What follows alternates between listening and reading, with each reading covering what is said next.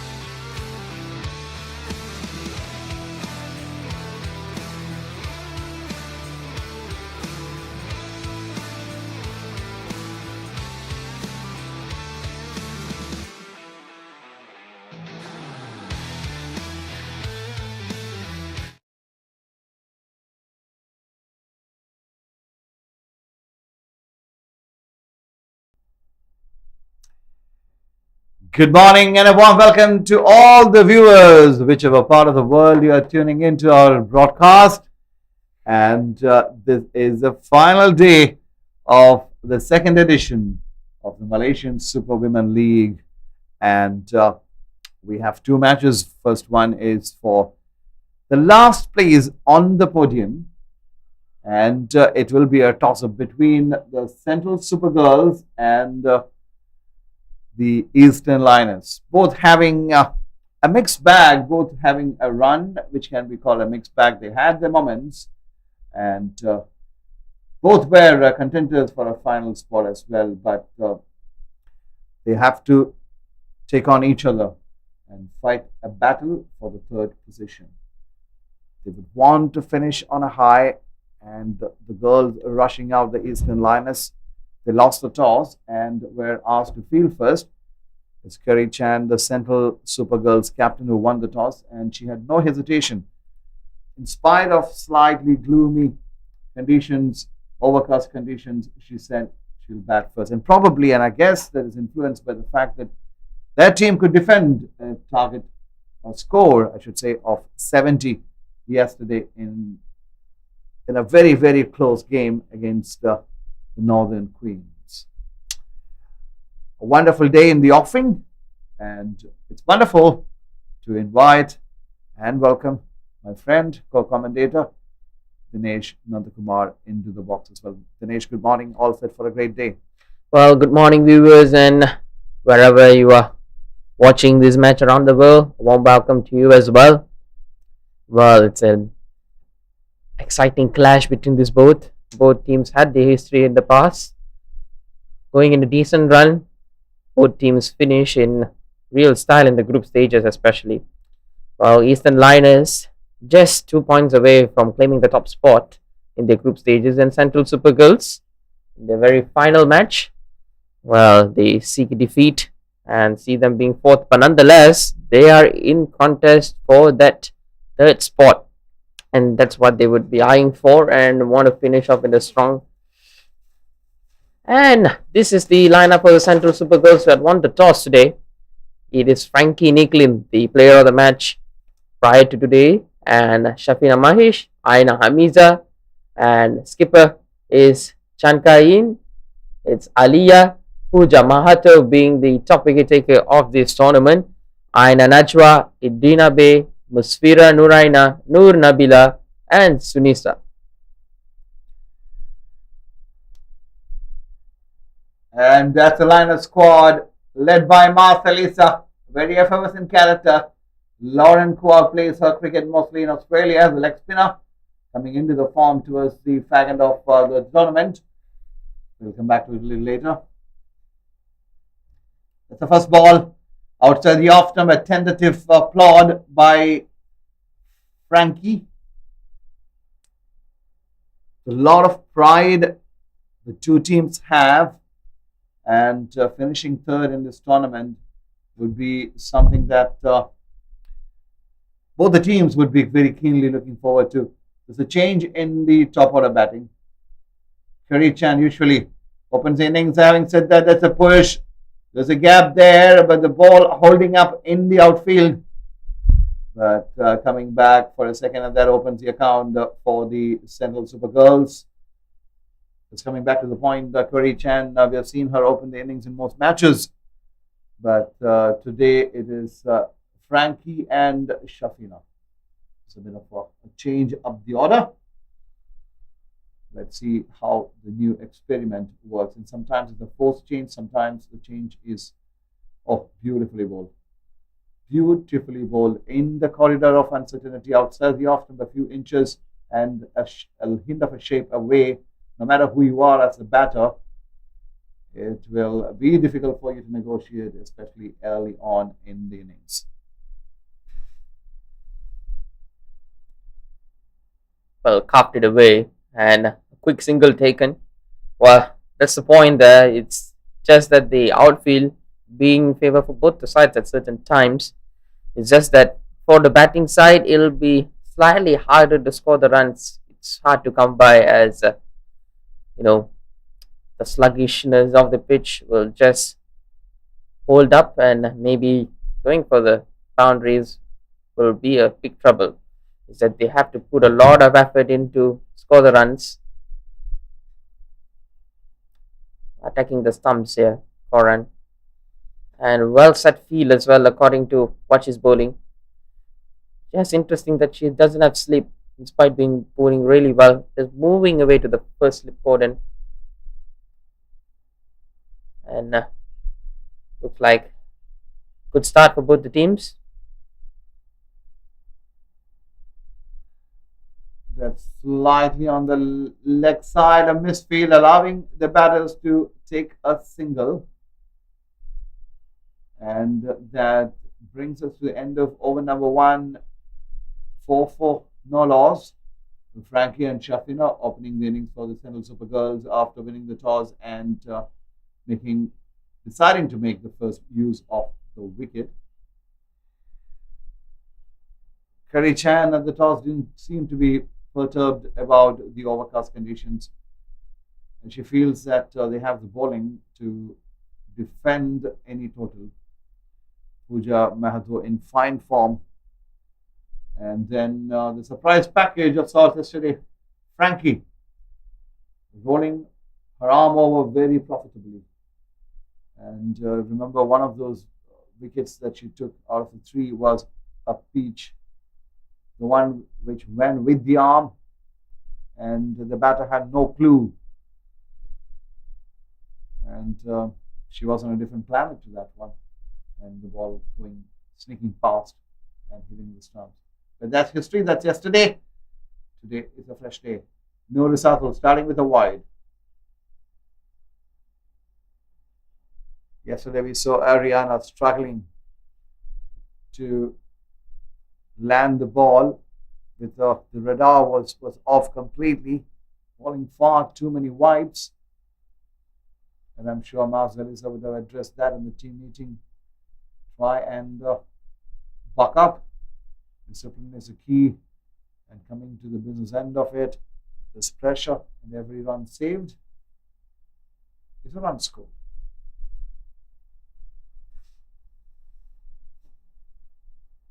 A good point that you made there is just every run scored is every run saved, and well, this one's swinging, but swinging too much towards the offside, and another extra delivery. And yes, those sort of extras is always giving a free run for the batters, and that's really eases the pressure for the batter, being very effortless and wouldn't care less that a run is just freely given.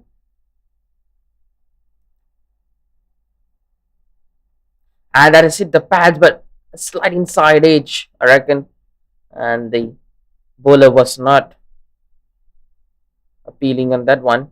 Well, that's the thing about it when the bowlers are giving free runs to the batter, and for the trend of the tournament so far, the team who's batting first would always come on top. Well, good swing here. Again, there's a bit of shape and good areas that she's landing in Urazatu. More discipline would be key to success.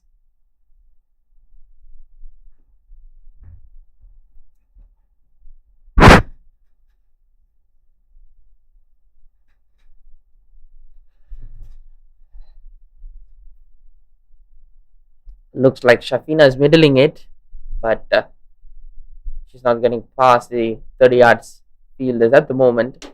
And 6 for not now. They wouldn't care less as mostly the scores have been decent one, and at certain times low scores are not being able to chase so far this tournament, especially in the span of 2 days. We've witnessed a lot of low scoring matches.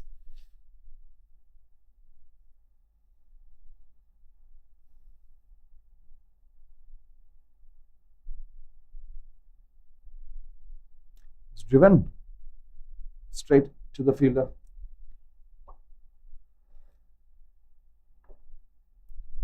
It's already a pretty lengthy over.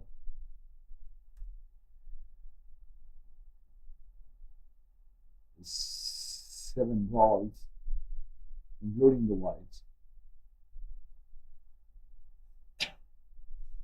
Finally, the over comes to an end. It's a good one in the end. Just the two wides, 2 gone, 6-4, no loss. The Central Supergirls. The sun starting to shine brighter.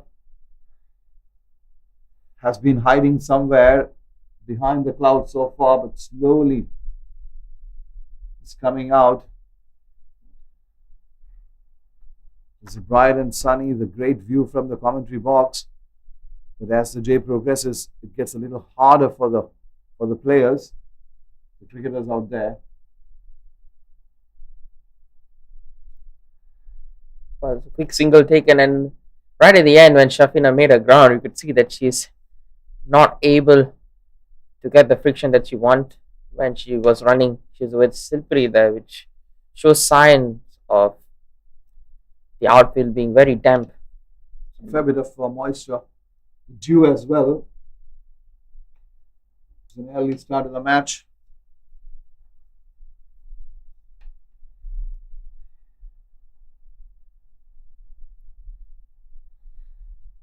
Just both the teams are very eager to win and finish on a high.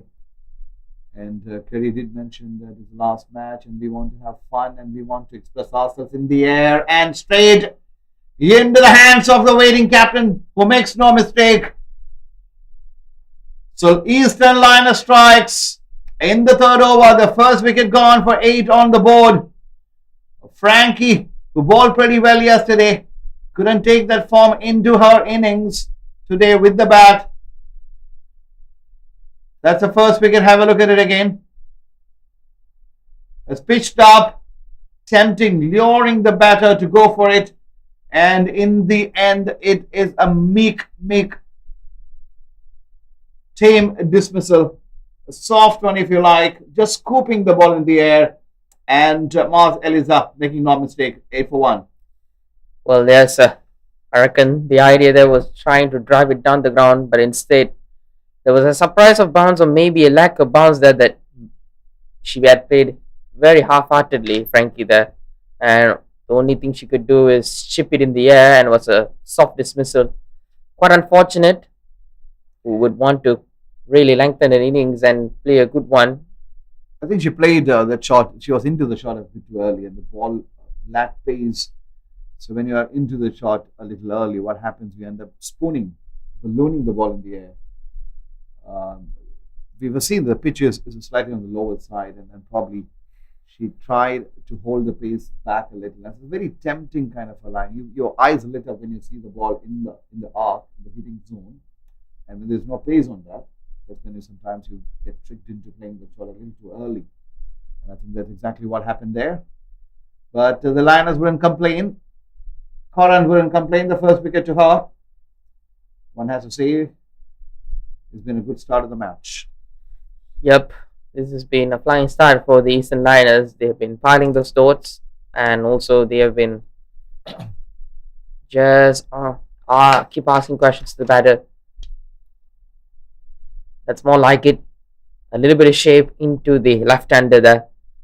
That's what a right-hander bowling to a lefty offers you. More variation, more creativity when you're bowling. And again, well, there's one thing about the slowness. Maybe the bowler is trying to pitch it up, so maybe he could try to fish the batter and just angling away, knowing that a stance is more on the leg side. Look at that. Again, just pitching it in the right areas and making the batters uncomfortable. Normally, those sort of situations where you would think, why are you there in the crease? That's, as a batter, you feel scared, afraid to play that line. It was right on the middle stump with this one.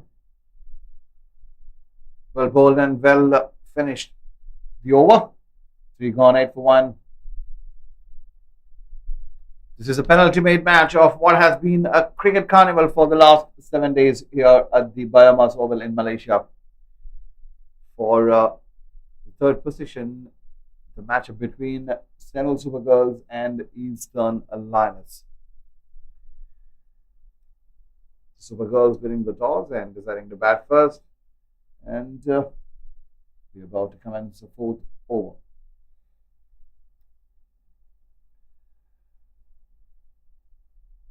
It's pretty.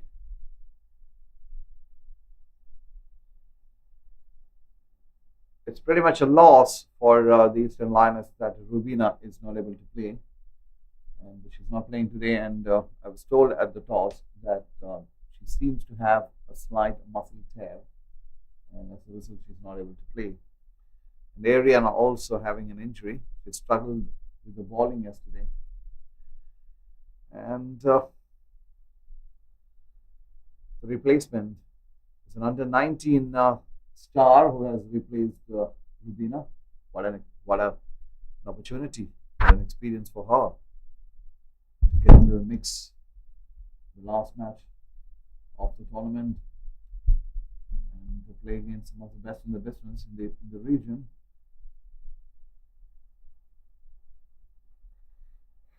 Kerry Chan and Noor Isatul to continue. Coming around a wicket and angling in this time, Noor Isatul. This is really, really good bowling here to watch. The fast bowlers have really done the job so far. And Kerry Chan being the top 6 of the most runs scored in this tournament. She has the responsibilities on her shoulders. It's a full toss, a low one, and it's going through the gap. Again, just a single. They're not trying to fetch those boundaries, but they are trying to build a solid foundation, as it has been key in the power play. Well, so far the trend is most of the teams are the teams are losing wickets constantly in the first 6 overs, the power play, and they tend to struggle the future overs where there's a lack of batting effort being put up and the scores are fairly low. It's a full toss while it lands.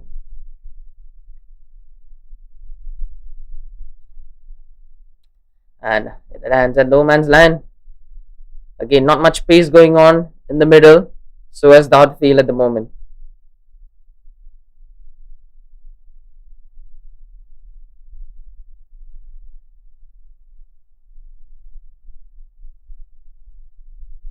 Last one, maybe just slipping out of the hand, taking on the full and not probably making the fullest use of it, just a single.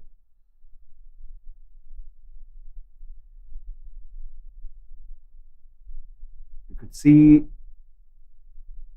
the body language of Mars Elisa. She has intent. She desperately wants to win this one. She would have thought they were in with a great chance of entering the finals, but not to be. That's in the air. No damage done. A single to end the proceedings. Foregone is 13 for 1.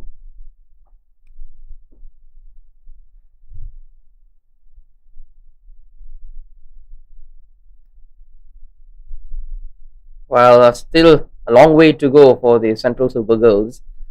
They have 16 overs in hand.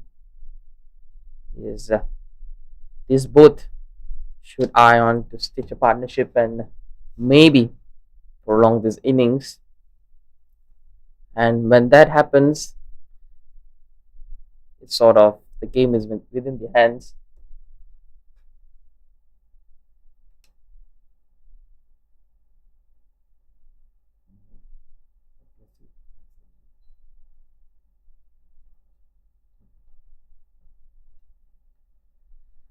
And it's Amaline who's bowling from the Nagara end. And that's the thing is Shafina and Kerry Chan have to stitch up a partnership, and that could really see them through the innings and maybe get the upper hand in the match.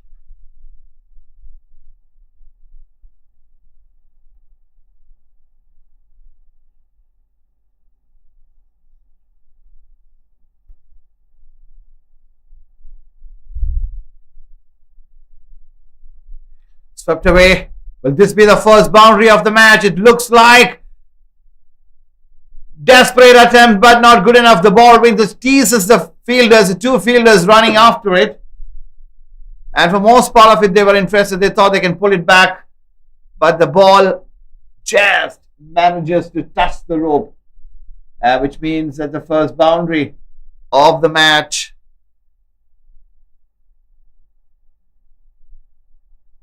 And that comes from the bat of Shafina.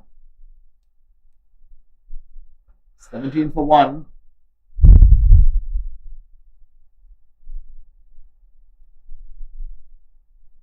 It's getting brighter and brighter. The sun is beating down on this lovely looking ground, the BAYUEMAS Oval in Subang in Malaysia. There's been some amazing cricket being played over the last 7 days. Straight to the fielder.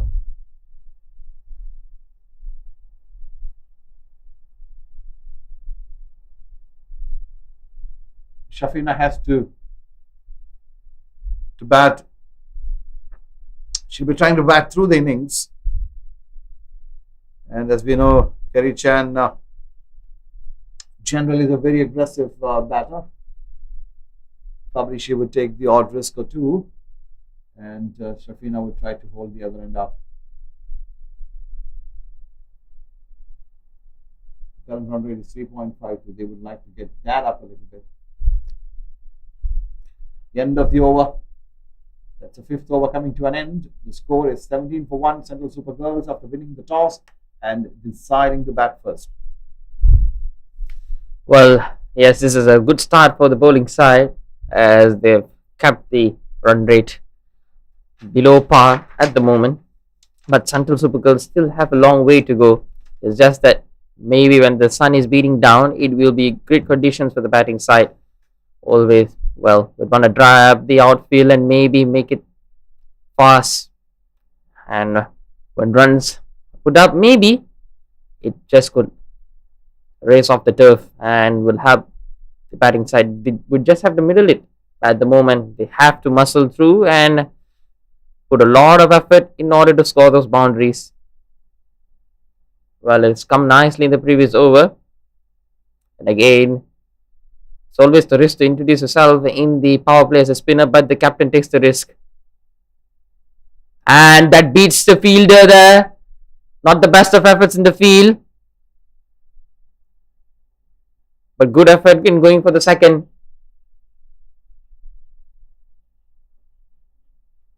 Well, that's the thing that the downpour or the span of the 7 days has really changed conditions over time. One day being real lightning across the turf and the other day is very sluggish.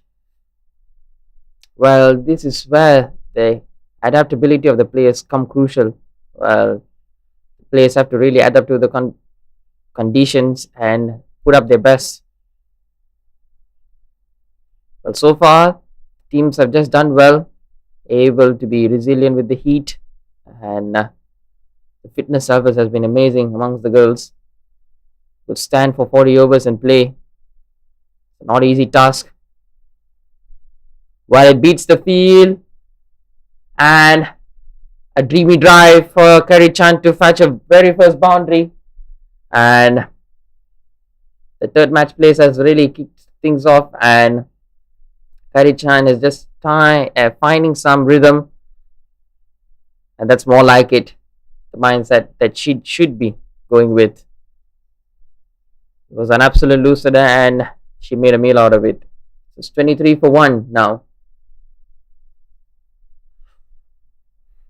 That one was just flirting outside the off stump. Again, no foot movement there, just trying to throw the bat out of it. A good delivery from Marceliza after the boundary. Drifting onto the leg side, a nice little flick off the hip. But at times, the bat is trying to be positive and they are getting to the rhythm. and the shot selection sometimes being a thing that has not led them to really excel through the batting order. So that is what Kerry Chan and Shafina should look after on.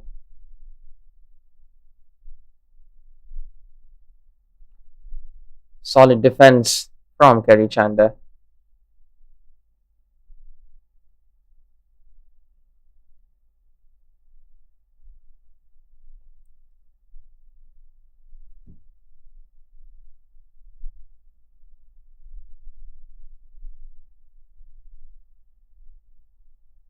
Well, a eventful over for the Central Super Girls. A lot of runs have come from this over right to the end, and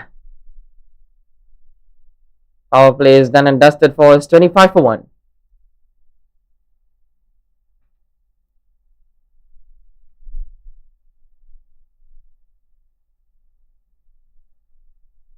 That's a signal from the umpire that the proceedings of the power play has come to an end. Well, it's Amalin who is continuing her bowling from the Nagara end.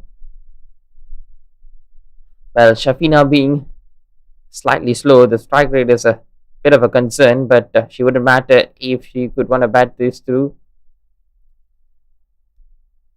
Well, interesting to see that the spinners having only 2 fielders outside the 30-yard circle, giving the option that they could go for 5.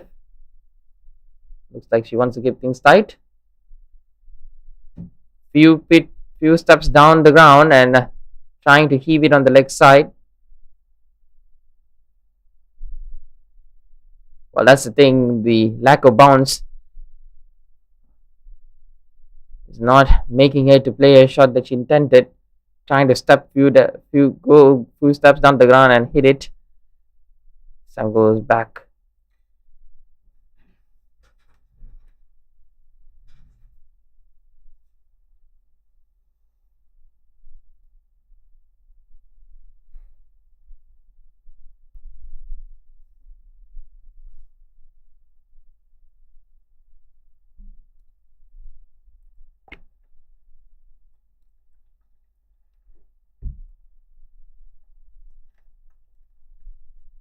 Going at 4 runs and over. Fairly cautious start. It's a couple of boundaries, but nothing outlandish in terms of the risk taken. That is hit into the gap. There's a slight fumble, and that makes the second run a lot easier than what it would have been otherwise. So Chan getting a move on. If she stays there for a period of time, the runs will come because she's an aggressive batter by nature. That's her style. She goes for the runs. She looks for scoring opportunities, and every time there is one, invariably she cashes in. That's Kerry Chan, the captain of the Central Supergirls. Last ball of the over. Amelin. That's lobbed in the air. Oh, nearly a collision. Oh, yes, it is a collision, and the catch has been dropped. Lack of communication. Nobody calling it mine. And at the end, making an absolute mess of it. Have a look at it again. Not quite getting, I'm not sure what kind of shot it was. Trying to heave it on the leg side, and no calling between those two fielders. No communication. And grasping what was otherwise a simple chance. Should have been 2 down, but 7 gone is 29 for 1. Chan survives. Central Supergirls, after winning the toss and deciding to take the first strike. Yup. Well, that previous delivery was a golden chance to put the Eastern Lioness on the driver's seat. Instead, they missed a big opportunity here. Well, that's the thing when you driven nicely. It's just that a player with such caliber like Kerry Chan, you would want to actually get a wicket as quick as possible, but unfortunately they couldn't. It's a lack of communication when going for the catch, and that's one thing. Sometimes when the skipper is trying to be aggressive, at times she's been reckless, and that's one of the best examples. Well, she said to herself that maybe that's enough. I wouldn't want to defend, I would want to play my shots. Well, that could have really backfired her, and her team would have been a big struggle trying to really put up a big score. She would want to do that. Good line, good length. That's an absolute pearler for Mazaliza. Using the conditions in her favor and a bit of movement from the surface as well. Again, very cautious here, Shafina. And this time she goes for the attacking route. And that has really paid dividends. And that surely eases her nerves as she fetches a boundary. And it has come in good time. Slightly over pitch delivery. Lands on it quickly. And she gets the maximum reward that she wanted. Here's the extension of it. Good use of the feet. Full marks for the technique and the power. Was once and all there. Some fuller one. Wrapped under the pads.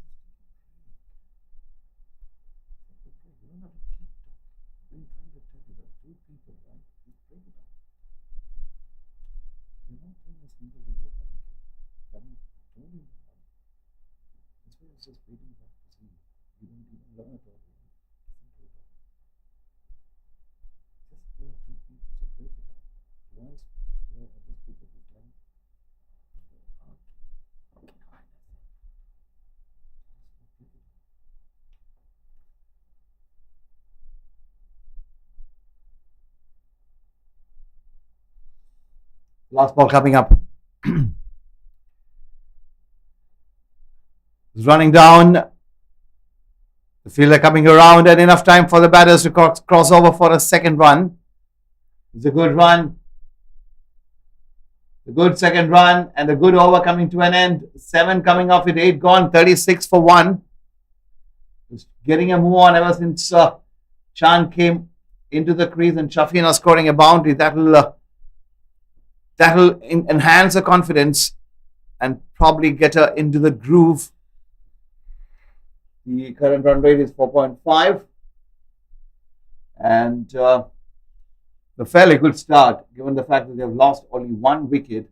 And if they have maintained this and they maintain it about 5 and then tee off and a couple of big overs coming later on, I think we are in for a very good score, Dinesh.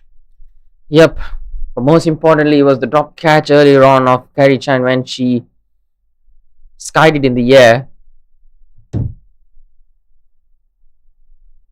And again, it's up in the air. This should be taken this time. And yes, they finally pick up the wicket. And Amalin, who's continued his spell, has produced her magic in the making. A fuller length, a tempting length for the skipper to attack. Well, it was a shot that she wouldn't want to play, and she will be kicking herself for that. But let's take a look on what happened here. Tossed up, but not getting hold of it. It was in the air, and one has to say, looking into the sun, it's a good catch. Never easy to take such skiers when the sun is right into your eyes, but she did take a good one. So the highest wicket taker of the tournament so far, Pooja Mahato, strikes out to the center, and she has to do it with the bat now. She has been a handy bat. Of course, her primary faculty is bowling, but a top order batter as well. A very, very cheerful character. A fine cricketer, one of those finds from Nepal. We did mention the other day, a couple of times at least, in the commentary that the Nepalese cricketers have impressed one and all with their scintillating performances and amazing skills. The likes of Rubina, Pooja, Ashwina, Sita, All been great ambassadors for the country. Oh, hit back, falling short. One just gets a feeling that the ball is holding on to the surface a little bit, not quite there. And there's a couple of wickets also coming as well as maybe. It's wide. Now Shafina has to stay there. She has to play the sheet rankles role. The rest of the batters can bat around her. 4.44 the run rate. Yeah, couldn't find the gap, couldn't get the timing either. It was there to be hit, but not quite making full advantage of that or taking full advantage of that. Have a look at the field. There are 4 outside the circle and 3 of them on the onside, 1 behind square. And there is a long on as well. And straight into the hands as we speak. That's the next wicket. Shafina, just when we mentioned that she has to stay there till the end, the commentator's curse again. She has to walk back the 3rd wicket for the Central Super Girls. And this is how it came about. Have a look at it. The shot. It was shot. Probably a cut would have been a better option to that one.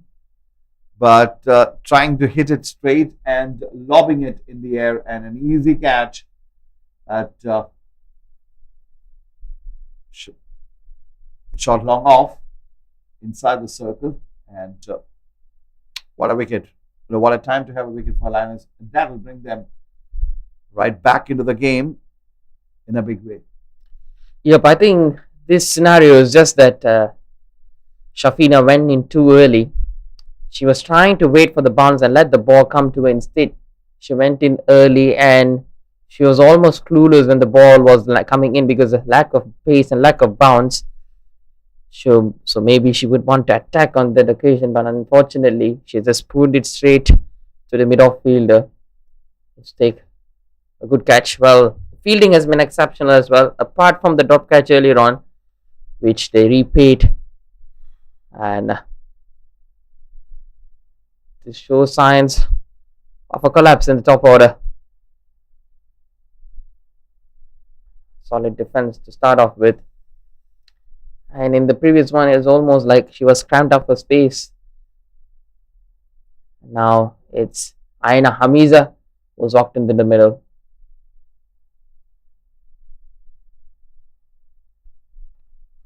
Finds a fielder shot and an over that has priced to Central Super Girls wicket. It's 38 for 3. 9 overs gone. Okay, I found this on the web.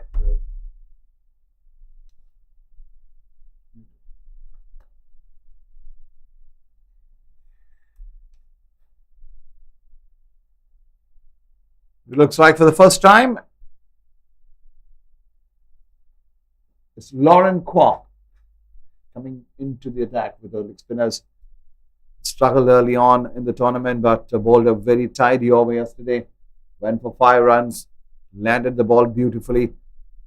She would look to have a good start.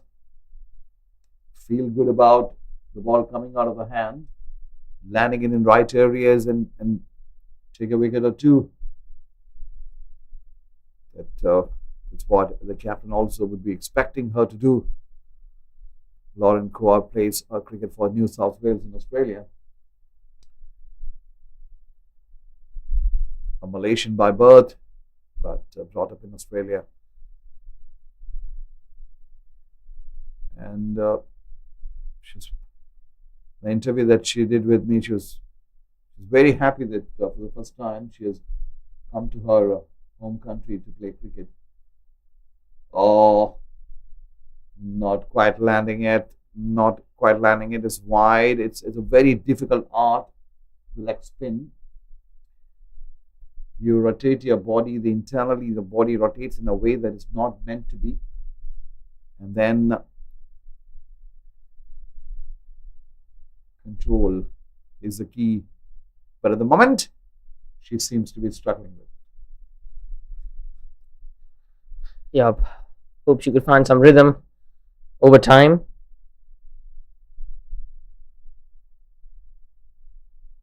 That's better. Well, from the looks of it, she's trying to make the batter reach for the ball and maybe make the point fielder come in play, or maybe the one at short extra cover and sort of play on the offside rather than the leg side.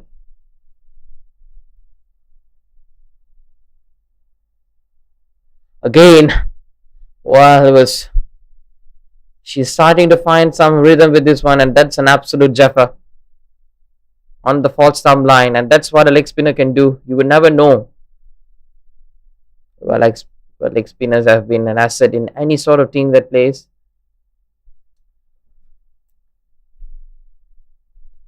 Very difficult art. Very difficult art to have the control and then the variations that one has. Of course, the usual ones that we hear is a conventional leg break. Then you have the wrong one called a googly, which goes the other way after pitching. And then there's a top spinner. And of course, something that the great late Shane Warne used to bowl. Something more like that is a flipper attempted one. A flipper which is pitched a little shorter than the usual length and at a pace that scoots through and either traps the batsman in front or almost rolls onto the wicket. It's a difficult art, it's a beautiful art. The leg spinners are rare because of the difficulty level in executing. This one pitched short and standing up nicely for the batter to put that away. Yep, that's things about leg spinners, just that the variations they bring in is more creative and they're particularly very unique than the other bowlers. As what you mentioned, googly, top spin, and more importantly, the flipper is one of the hardest technique to master. Loudon. Last ball of the over. No run. That brings over number 10 to an end halfway through the innings. We are 44 for 3 and it's time for a drinks break and it's also time for us to take a breather here in the commentary box.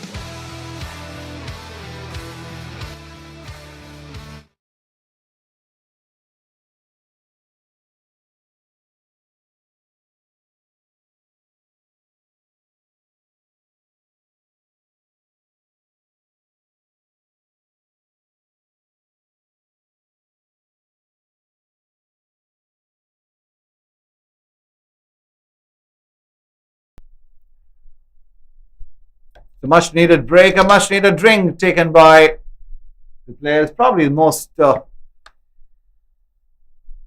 in most matches we have seen a similar kind of a scenario going into the break where it's even Steven. 4.4 is a run rate of 4.4 would mean that the batting team hasn't really run away with it. And another wicket here. One would imagine the Lioness would be firmly in the driver's seat of midfield there.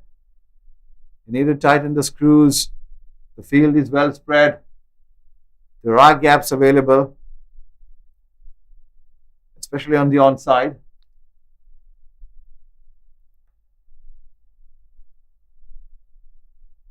There are 3 patrolling the boundary.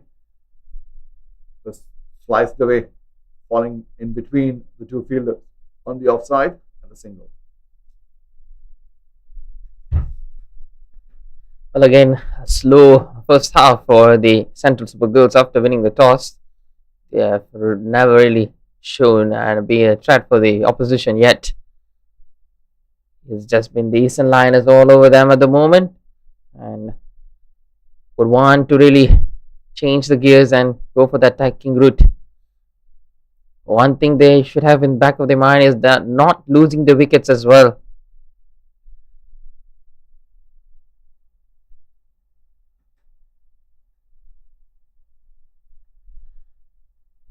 Wide. This has been a perennial problem with a lot of bowlers in this tournament. Far too many wides, too many extras.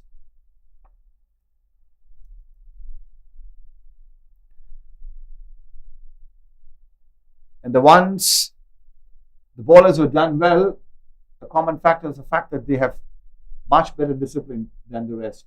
You land the ball in right areas, let the batter make the mistake. But you got to be disciplined. You got to have the radar right. You can't afford to overstep. Slow. There's no pace on that one. Almost dragging it back. It's perhaps the most, if we can call it the most boring phase of any match, the mid phase. Went straight. Brings us to the end of over number 11. It's 48-4-3. Aina Hamiza batting on 2 of 8 and Pooja batting on 5.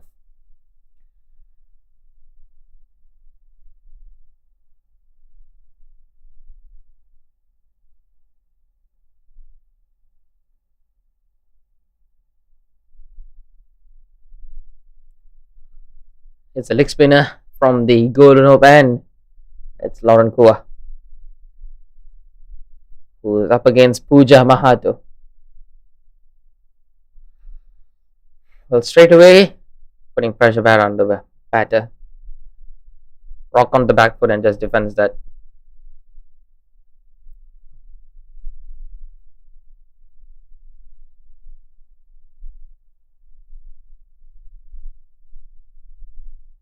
Oh, well, as you mentioned just now about the most, or maybe fairly the boring phase of the match. But I reckon that's the phase where actually the batting side will want to restore or maybe repair the damage done in the early overs. And maybe that is where they will want to stitch a partnership or maybe some conversations between the batter and say, let's get a move on and score those runs and put the runs back on the board. And maybe punish the bowlers 1 or 2 when occasional boundary comes in, and that's when both teams or maybe the game will be poised and drag the game towards the death overs and fight with those boundaries. Well, that should be the plan that the Central Super Girls really want. At the moment, there's not sort of clarity in the middle on what they should be playing. There's almost trying to defend every single delivery at the moment. They have to break the shackles. And so far, the bowling team has done nothing wrong. Look at that. Exceptional field effort. It's been a quiet over. As things were quiet, not quite. Umpire goes for a stretch and is a wide delivery. And so far this tournament, apart from wides, there's been 24 separate no balls, which proves to be bowling slightly being expensive at times and not being disciplined. Well, it's 15 above for the Central Super Girls. It's taken a while for them to reach this landmark, and it's 12 overs gone. 51 for 3. As we speak, it looks like Koran and Amalin Safrina, who has been the wicket taker and pick of the bowlers, is Amalin Safrina. In a 3-over spell, she's got 2 wickets and a similar economy rate of 3.33, sharing between Koran and Amalin Safrina. So it's been exceptional bowling performance and a big shout.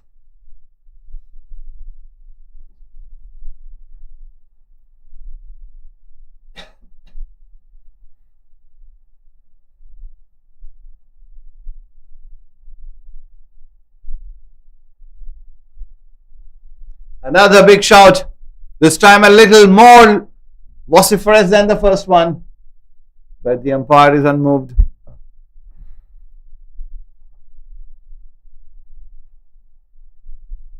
Marcelisa. Hit straight and hit with some power. Has enough legs to cross the boundary, and a well struck boundary from Aina Hamiza. That was short and a cross batted shot between the umpire and the bowler.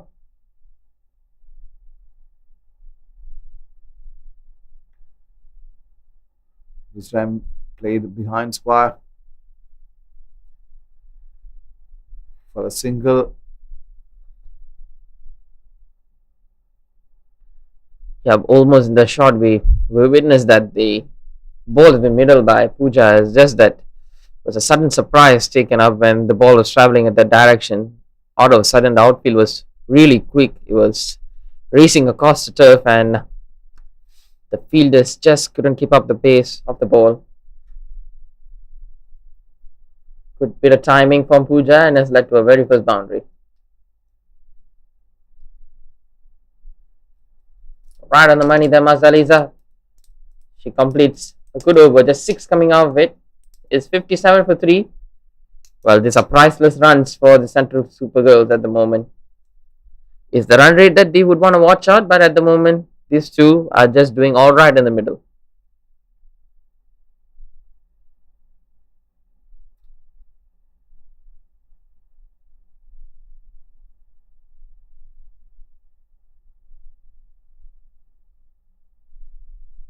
There's a deep cover in place, so was the mid wicket.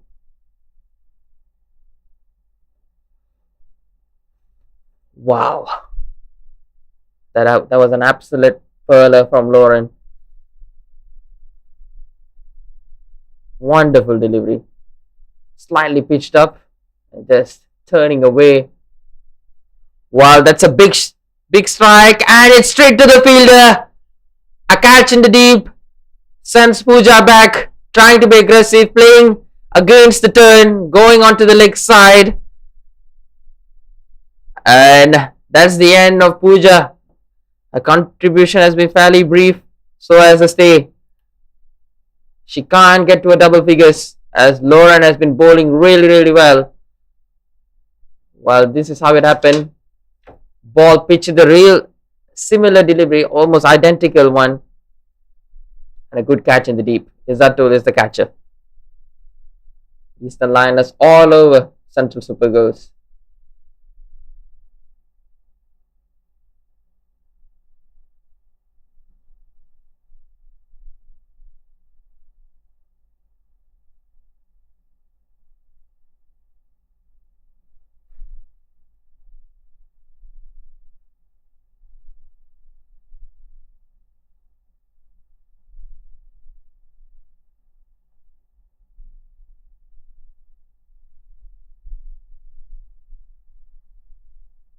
And it's Aina who's walked in the middle, taking a guard. Well, Lauren will be really delighted that she has picked up her first wicket in this third match spot contest.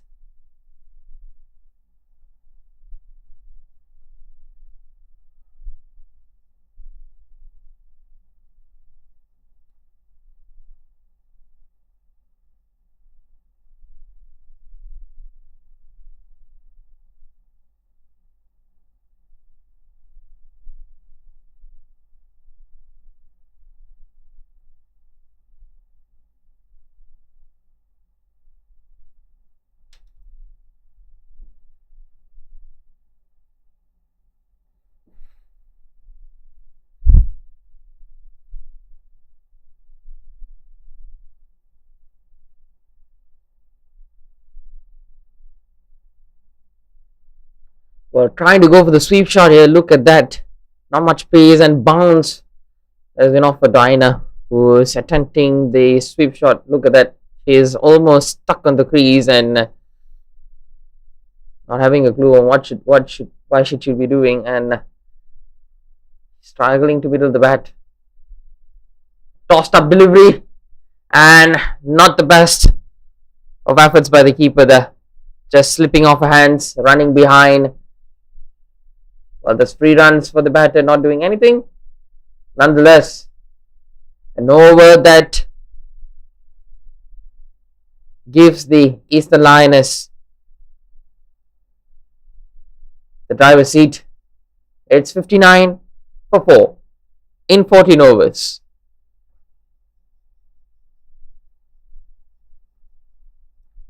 Well, the run rate is slightly concerning for the Central Super Girls, so is the score.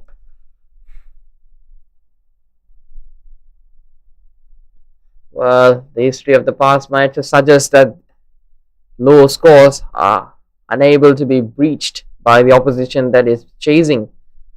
Is some sort of a curse for the sides who's batting second at the moment.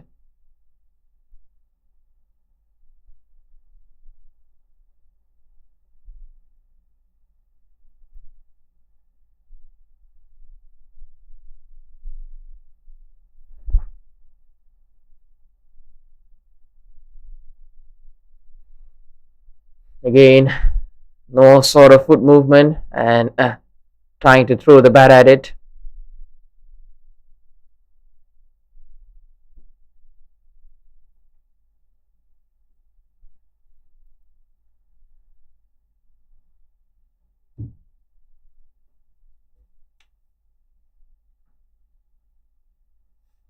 Yes, Eastern Lioness have managed to bring the run rate down just above 4. And that wonderful catch in the deep, Pooja's innings coming to an end. They'll slow down the run rate. 32 balls to go.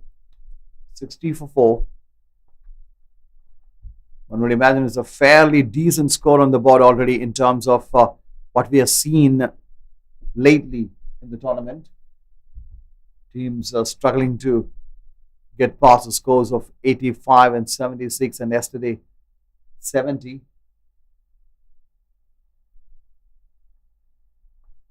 But still, the Super Girls would want to accelerate and get to a total of at least about 90 runs. That's what I feel.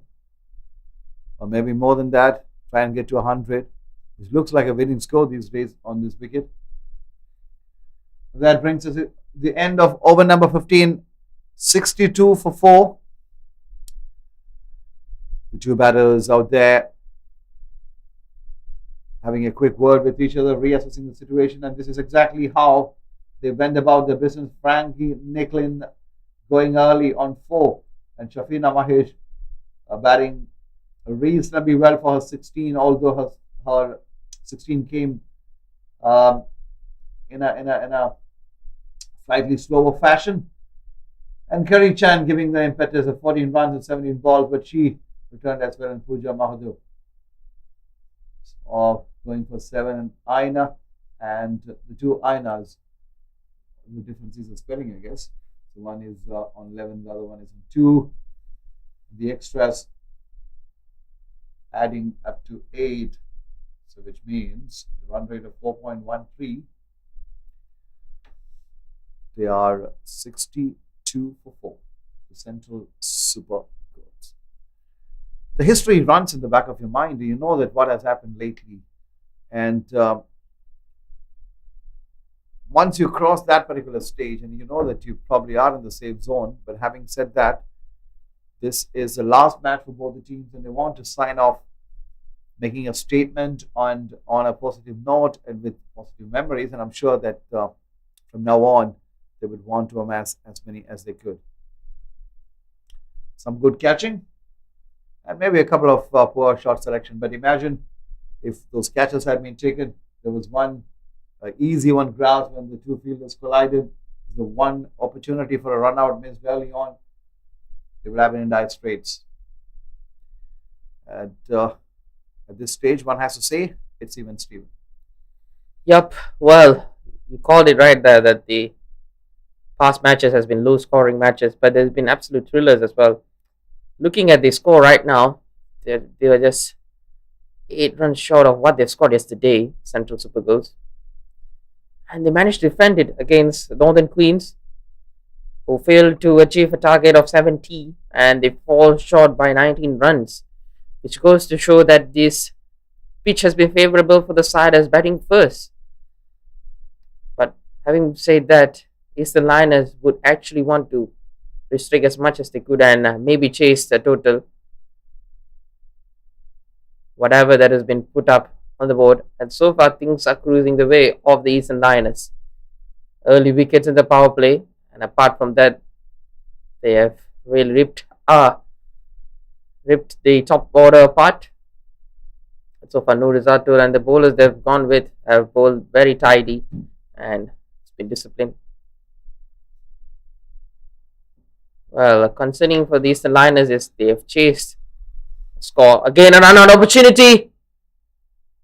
Just couldn't stick on the hands and feed it to the keepers and or maybe the bowlers and the Nur Izatul. 9 for 9 in her 2.3. That's the figures for her so far.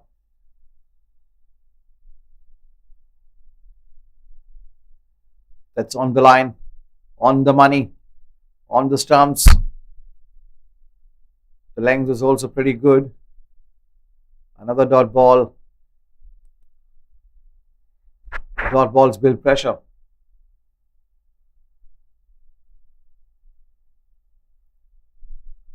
That's cut away. The fielder coming around. It's been quiet over. It's been quite some time since the last boundary came. 3 coming off the first 5 balls of this over. Can Central Super Girls make this over count? It was a very quiet over. When you go only for 3 runs or 4 runs when you're bowling the 16th over in a T20 match, you've done remarkably well for yourself and for your team. This is Nur Izatul. Hit in the air, but in the gap as well, running down to the fence. Oh! Just when it looked, it had the legs to go to the boundary, but not to be. The ball stopping on its own.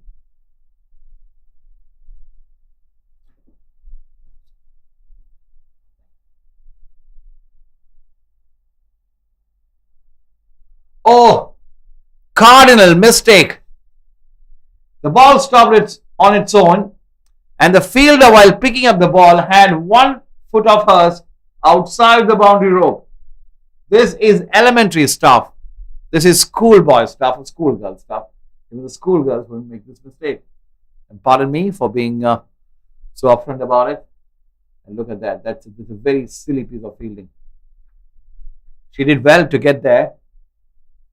The ball did well to stop on its own, helping the fielding side.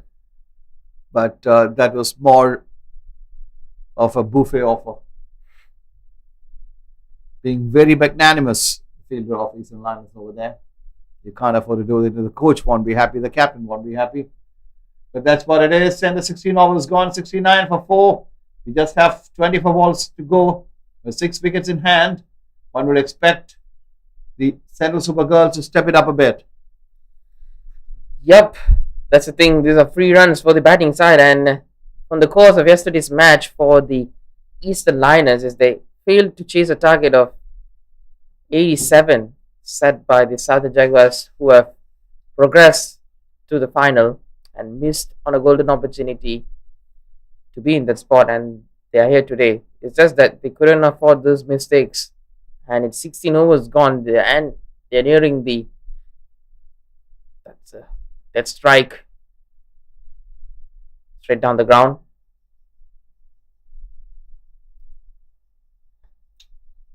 Yep, that's the thing that the Eastern Lioness are stuck with. At times, they've really shown character, and all of a sudden, it's a complete opposite.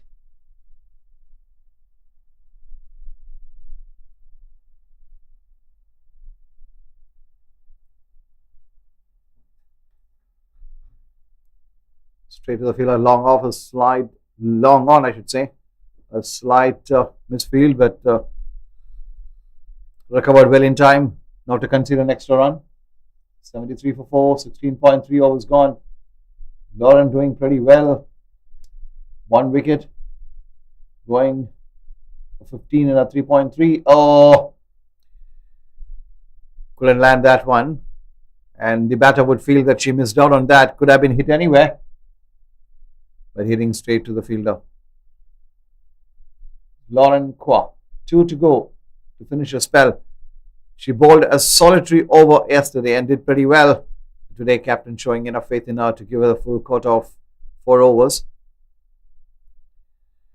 Well bowled. It's well bowled.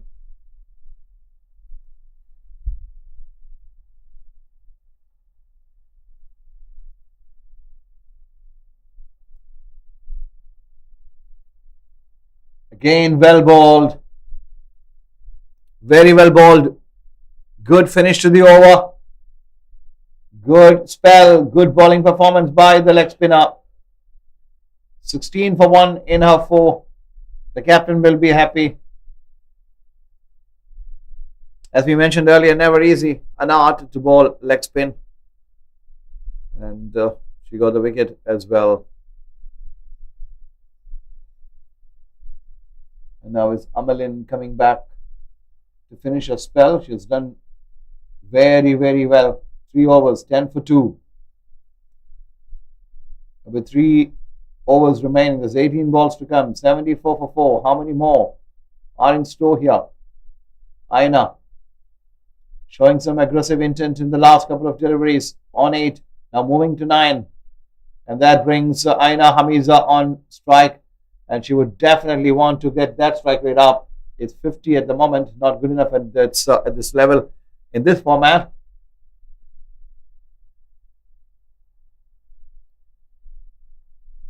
Oh, close to that edge. It's time for some risk. It's time for some fireworks. And it's time for some hard running as well. Well, the bowler not letting the batters to go big, and in the past couple of deliveries we've seen that a bit of turn being offered from the surface, and as well she's bowling really well, landing a bit fuller and let the ball do the job as it lands. Good fielding, and this should be a run on an easy chance, but the keeper spills it off her hands.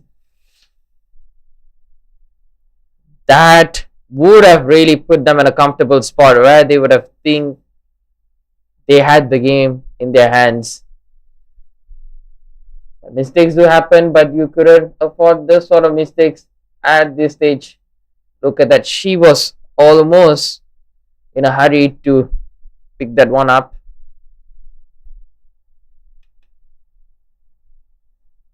Umpire's going for a stretch. It's a wide delivery. Well, that was a straightforward chance and they completely missed it.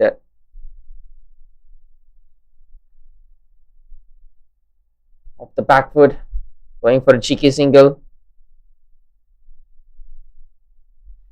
Well, from the Eastern Lioness point of view, they wouldn't mind in conceding the singles, but not the boundaries. And they've placed few on the boundary edge. Deep cover, cow corner, mid wicket, and a long one. Chipped in the air, it's the softest of dismissals you would see. Leading edge towards short extra cover, a good take. So far, the catching has been effortless, as this one didn't have to move an inch. Not the best of shots. Aina Hamiza trying to elevate a strike rate, but unfortunately, she has to pack her bags. Yes, that's not what the Central Super Girls wanted at this stage. Easy as you like, and Lawrence says thank you very much. A happy bowler, a happy fielder, and a happy captain. And not so happy a camp, the Central Super Girls. Just 2 overs to go, 78 for 5. Half the side is back in the hut. Zirdina. This is a penultimate match of the Malaysian Super Women League, which has been entertaining us for the past 1 week. Some good cricketing action and representation from more than 10 countries in the region. And what entertainment. Some amazing cricket on view for the last 1 week, and it's all about to climax. And this is the penultimate match between Central Super Girls and Eastern Lioness. The winner will have a podium finish.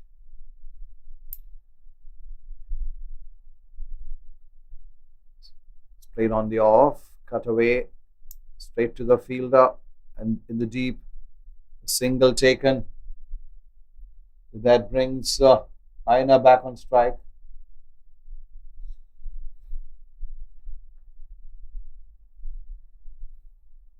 Zirdina, beg your pardon, Zirdina on strike, driven straight, no possibility of a run there. 4.31. Well, it's not windy here, but definitely it's a bit overcast and pierces through the gaps. And looks like at that part of the outfield is a bit fast. It's also one of the longest areas of the field. So it has to have enough legs. Need timing, need power. But 81, they would feel that they already have a comfortable score, but then they would want a lot more than that. It's been played away on the leg side. Will that go for the second run? It's comfortably taken in the end. There have been a couple of occasions when easy run-out chances have been missed. And these are chances that can then actually make a huge difference. You put immense pressure. And when wickets fall at regular intervals, no matter who you are, whichever team you are, you take time to recover. Is that a wide? The umpire says no. The batter almost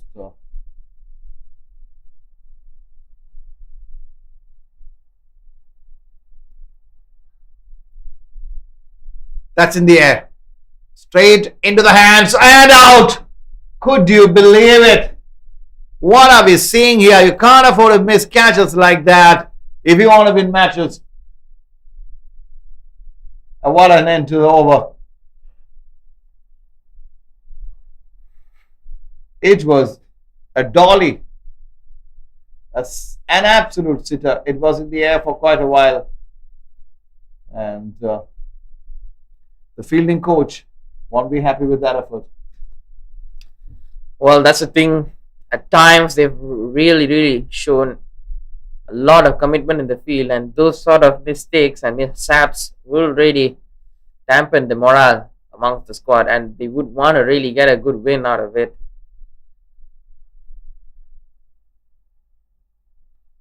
Again, drifting down the leg side, and it's a wide delivery. At times, 90 looks like a formidable target for any team at the moment. In the past 2 days, it has been a slight struggle for the teams who have played, who have chased. As far as Eastern Lioness are concerned, well, that's a goal. Well, this was a similar sort of score that they were put into test. Score of 87 was scored by the Southern Jaguars. They barely couldn't chase. They were able to only score 67 runs of it and being bundled out. So that's the thing.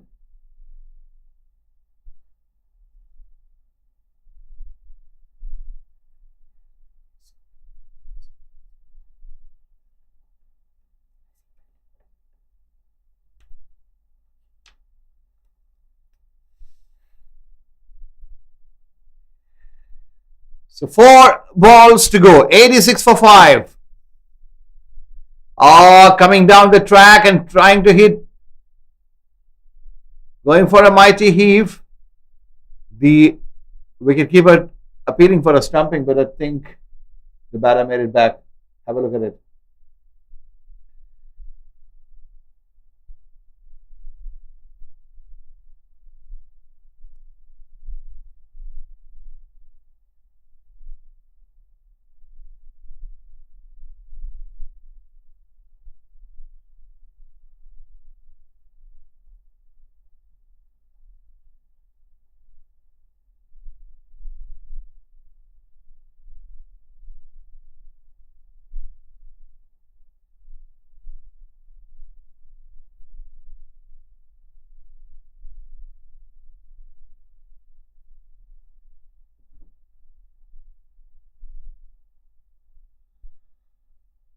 Played away on the onside. No big hits. Nothing happening as far as the Central Super Girls are concerned. It's not the typical finish for a T20 innings. Aina, what can she do with the last ball? That's been hit straight to the fielder as well, but a single taken, and that brings us to the end of the first innings of this penultimate match between Central Super Girls and Eastern Lioness. 89 for 5 in the allotted 20 overs. Irvina for 7. Irvina on and Aina on 13. The two not out batters, Kerry Chan and Shafina, the notable contributors early on. And that would mean in a few minutes from now, when Eastern Lioness come out to bat, they would need 90 runs to win. Well, it is the day started with Frankie Neakley and then Shafina Mahesh, who opened the proceedings. Well, it's not the best of starts as Frankie departed and only for 4, and Shafina being the second highest scorer of this innings, scoring 16, but it was a passive innings that was. So was Chankai, who wanted to be slightly aggressive, but it had been a liability at certain times. It's 14 for 17, while it's Pooja Mahado, who has scored 7 of 16, and it's 17 of 36 that has been the highest score amongst the batters. It's Aina Hamiza and Aina Najwa only scoring 13 of 12. In terms of strike rate, that's the best. And Idina Bay being not out alongside Aina Najwa. So they've set a score of 89, which means Eastern Lioness would have to score 90 in order to claim the third spot. They've gone only with 5 bowling options today, and all of them completing their bowling quota. And the peak of the bowlers is Amalin Safrina, who has decent bit of economy of 3.5, and most importantly, pricing 3 Central Super Girl wickets, giving away 14 runs. And it's Koran and Lauren Kua who have shared a wicket. So is the economy. Well, looks like dark clouds are emerging here at the BAYUEMAS Oval. So, is there a silver lining in every cloud for the Central Super Girls? With that, we will bring you live action of the chase of Eastern Lioness after the break.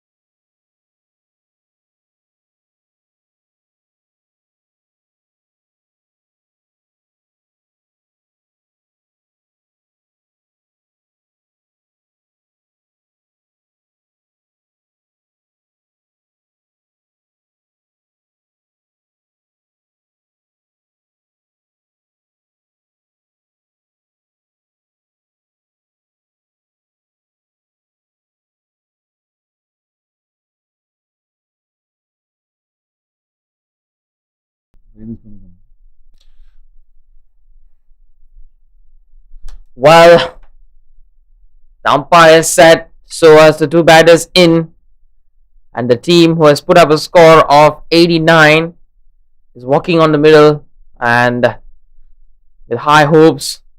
And look at the confidence amongst them. The skipper having a little chat with the players, and looks like it's really energized them. So as the batters would want to accomplish this chase of 90 set by the Central Super Girls. It's up to the Eastern Lioness to chase and get the spot at the podium.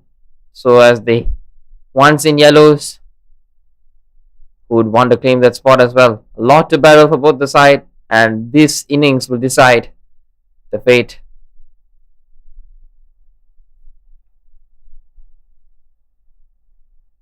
It looks like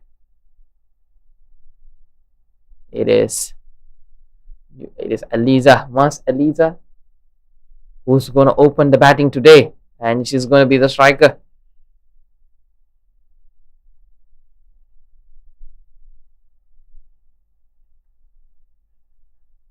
And it's going to be Aina bowling from the Golden Ope and search of Golden Opes and maybe wickets. The early power play. Interesting field set. Fielders at deep third man and a long leg. That's the only two fielders that she has utilized, that she would want to go beyond the 30-yard line. And this is the first ball of the second innings. Not the best of starts for the bowling. Immediately a wide. And I would want to invite my co-commentator in this.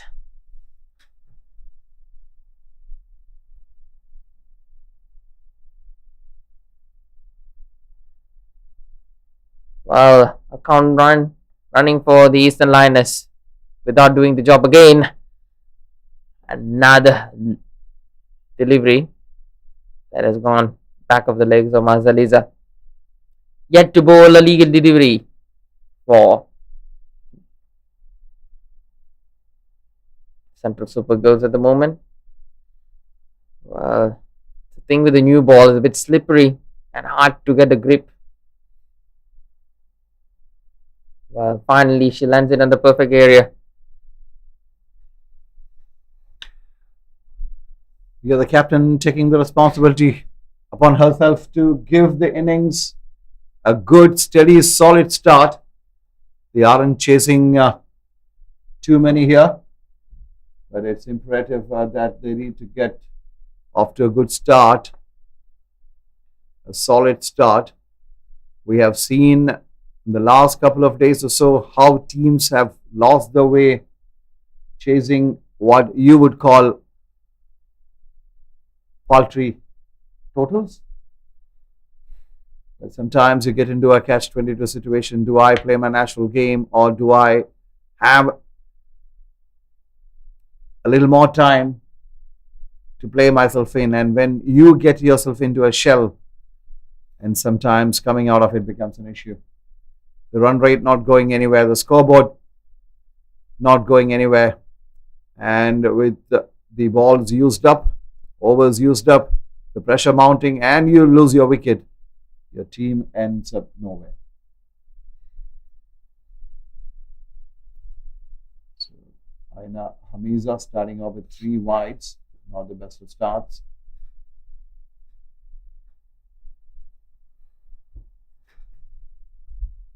On strike is the captain, Marcelisa. Driven fluently, beautifully, almost like it deserved a run. It is straight to the fielder, but a misfeed allowing Eliza to go for a single, but that was driven fluently down the pitch. It's always good to see a batter driving straight and driving through the V. It's one of the prettiest sights you can see in cricket.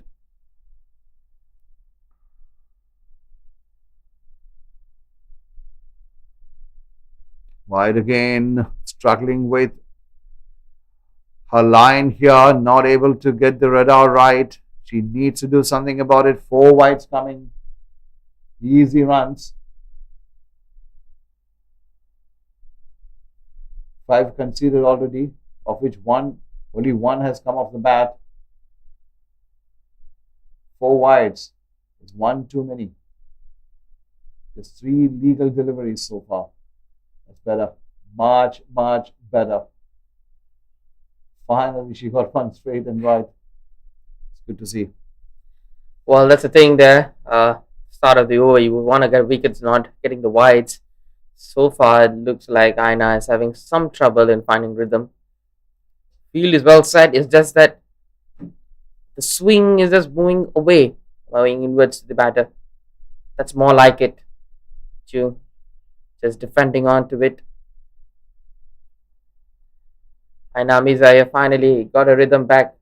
Well, apart from that wide delivery, she's bowled pretty well. Just a run coming off it, which shows that if she lands at the right area, it will be a big trouble for the batter to face.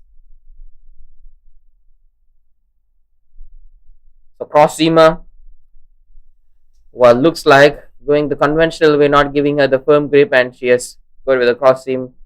And a series of dots towards the end, and it's a pretty lengthy over. 5 coming out of it. Good start for the chase, having only 1 being scored legally.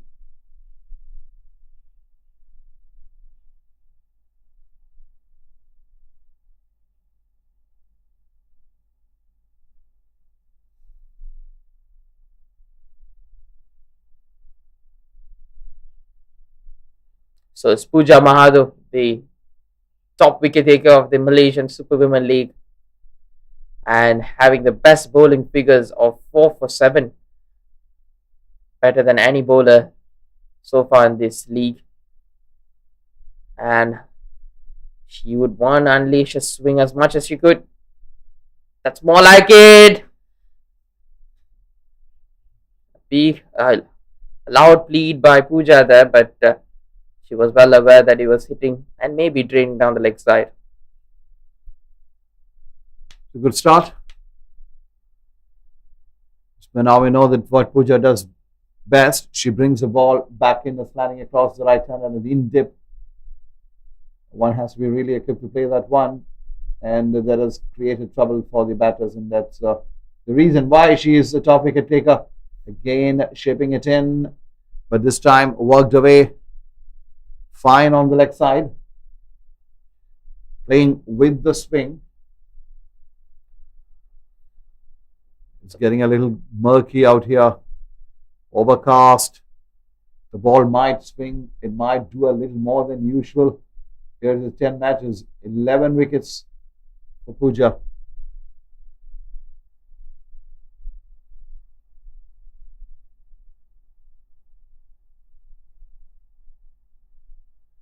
Again an appeal, half-hearted one.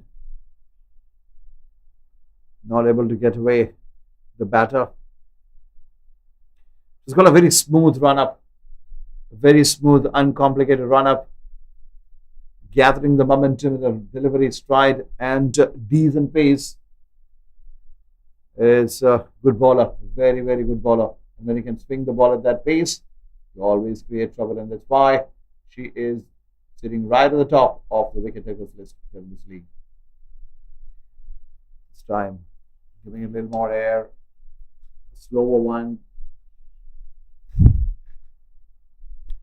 Yeah, it's not only about her run up and also the way that she runs and gathers the momentum. Is naturally in action is more towards coming inwards to the right hand and going away for the left hander.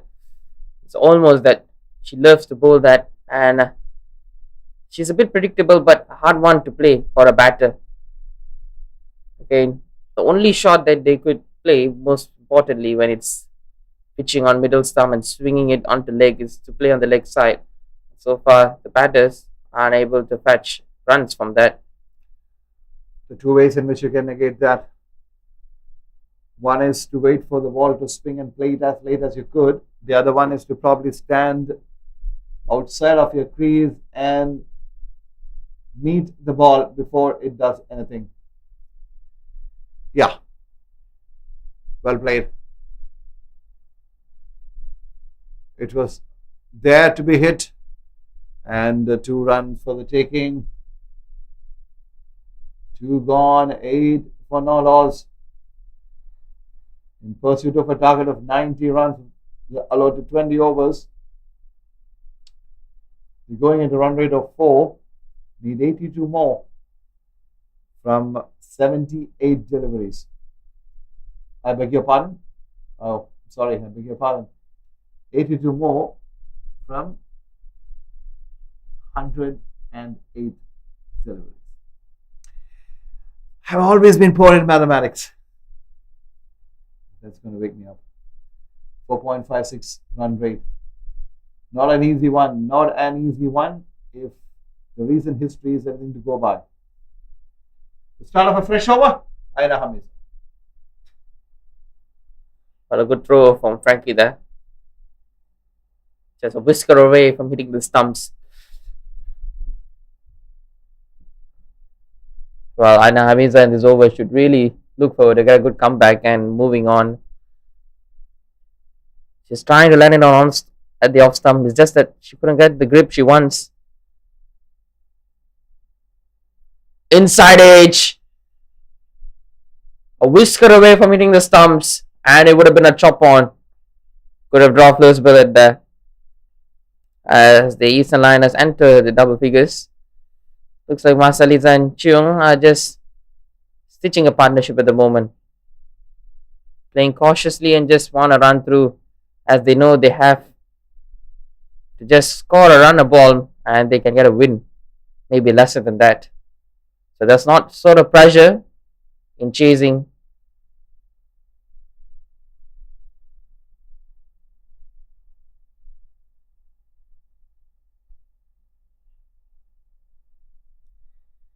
Watchfully played by Mas Elisa. She would want to stay there and ensure that she does enough to take the team home. A lot of work to be done. That will help. A wide again. Is struggling with the direction. I guess it's wide number 5 that she has delivered today. One too many. Curry having a word with her. Curry, the captain.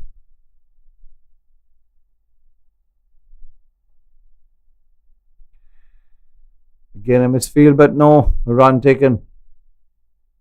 The fielder going down. She seemed to have been hit by the ball, but seems all right. She is back up on her feet again. 4.56. There isn't much in that run rate at the moment. 4.12 is the current rate, and 4.56 is the asking rate. 79 needed.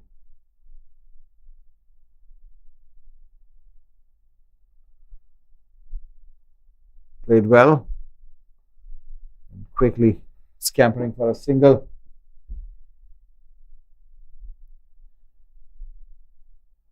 Yet to register at the very first boundary of the second innings.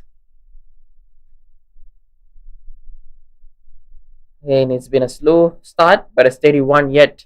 Both the batters are really confident in playing the shots at the moment.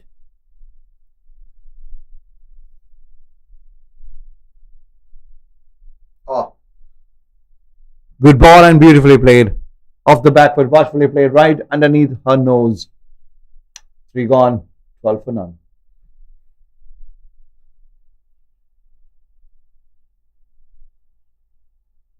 Well, they're going in decent pace there, the Eastern Lioness. One thing they wouldn't want is to throw the wickets earlier on. And they done exactly that.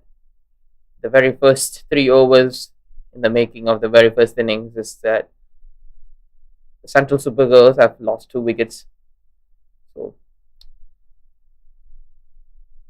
again, the past 2 matches, the score above 70 or maybe 80 mark has been a huge or maybe a humongous chase for the second team who's chasing it.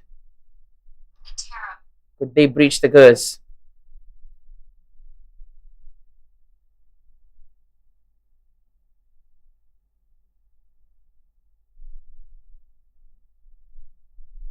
And it's Pooja to continue.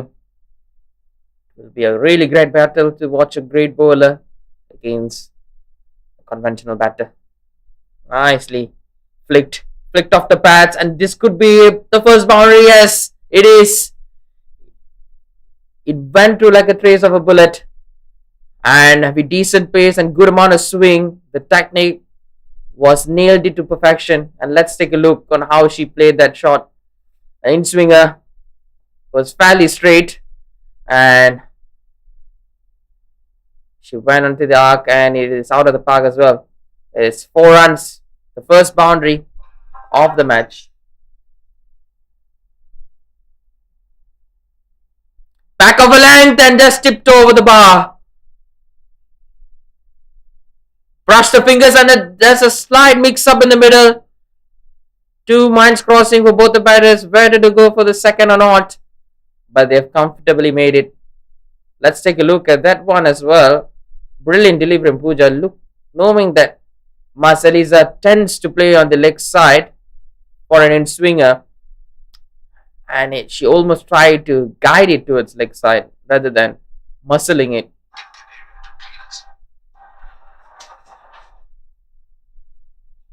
Well, had she been a bit slower, could have been a catch.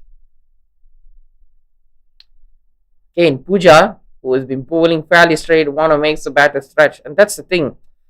Pooja really plays well with the mind games and tactical changes according to her bowling. She's always not being predictable at certain times. Trying to go a bit wider and let the ball come to the off stump.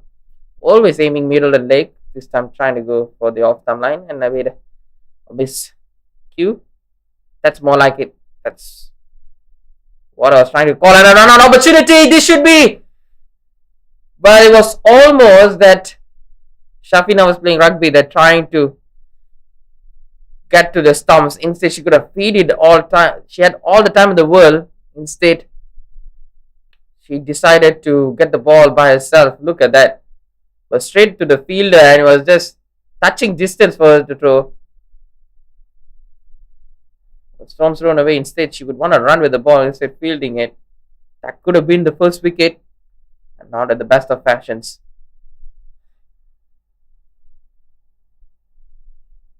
Good comeback from Pooja there. But it's always important to keep your senses above.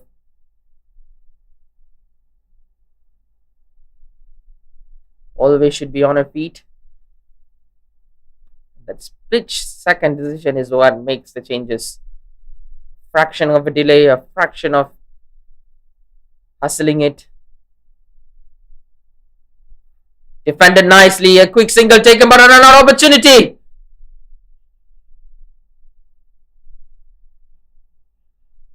Again, fraction faster, would have made it into the stump.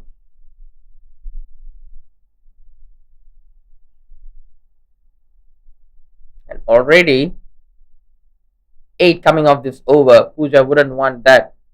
Only 2 dots that she could pile up. It's been good scoring as Malaysian enters the double figures. Chung was a bit cramped up in the middle.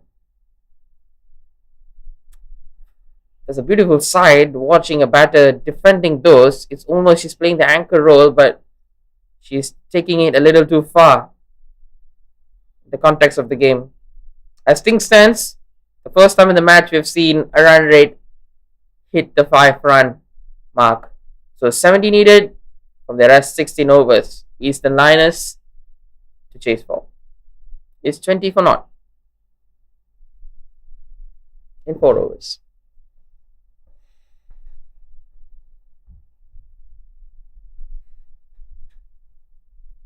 So far, the top wicket taker not getting the first victim today. It's almost slow start for the bowling side as well. Well, the couple of extras in the middle almost shifted momentum, I reckon. But they wouldn't want to be dejected. That's the thing. Positiveness will really bring sheer luck and also maybe change their minds. That's the thing. Mental stability is very, very crucial. As Nick Frankie bowling. Even straight. As Curry tosses up the ball up to the Frankie, she would be hoping that she is able to replicate what she did yesterday with the ball. 3 fantastic wickets, crucial it was in her team's effort to defend a total of 70. It's a new day and chasing a target of 90. One has to say that is a pretty good start, a solid start. Marcel is leading from the front, 12 of 16. From the Lioness perspective, we would want her to be there. Frankie, can she produce a magic like she did yesterday? It's one of those 3 wickets was an absolute peach. And the humble character that she is, she did tell me later at the post-match presentation that she was lucky that it hit the right spot on the pitch and did what it did. But that's a story. What's looking like an overcast sky. Underneath that, these 2 fantastic teams, a great set of cricketers battling it out for a podium finish in the penultimate match here at the Malaysia Super League, Malaysia Super Women League, which is a 2nd edition. The pre-COVID, we had an edition, had the pandemic playing the spoiled sport, had to wait, but oh boy, it's worth the wait. It's a great exposure for the young cricketers, a great platform for the senior pros to come together and showcase their skills, and terrific entertainment for the cricket lovers.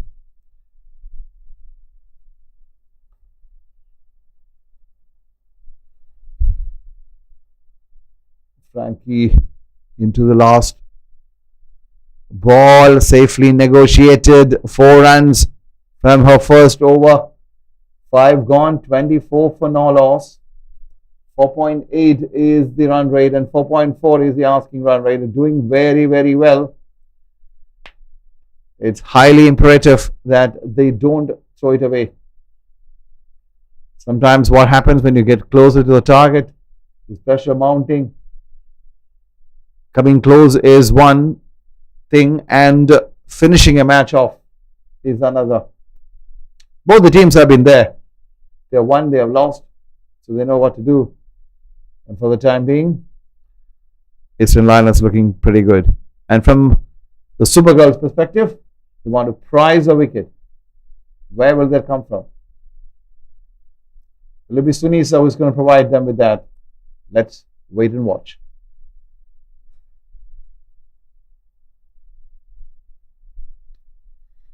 Starts with a wide, and these sort of starts, 4 starts, will really shift momentums for the bowlers, as you would want to be really comfortable in the middle, bowling and left and right areas, just troubling the batter. Well, that sort of feeling always satisfies as a bowler. Well, it's always important to win the war than the battle always. But nonetheless, it's a great sight to watch. Good bowler and a batter battling out in the middle. And so far, Sunisa's battling for ways to find rhythm. Well, the team on the other end is really happy as free runs are coming by, as a legal delivery yet to be registered in this 6th over.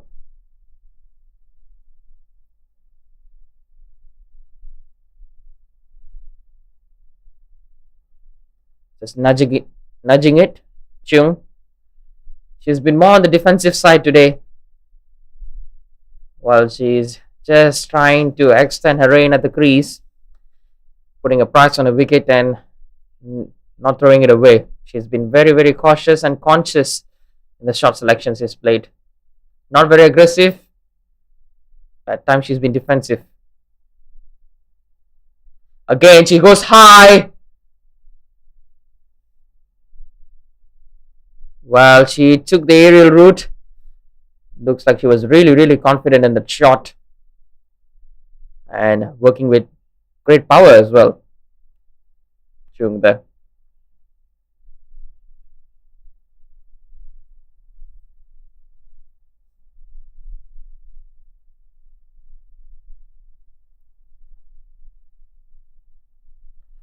bowling right on the block holder. Great comeback this is from Sunisa. After the first two extras, she has bowled fuller one. It looks like Masaliza is the happy captain at the moment, sailing her ship without any hurdles.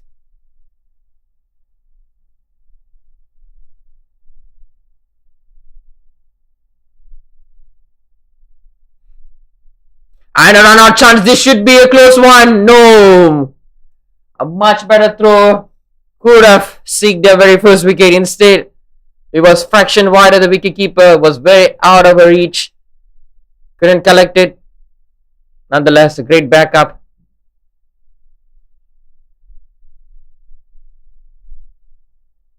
Once again, these shorter moments could decide the course of the game. So as that wide delivery again, a lot of extras being bowled. They have been not disciplined. It's not been their day so far, the Central Super Girls. At the moment, things are just swinging the way of these Eastern Lioness. And extras more to come.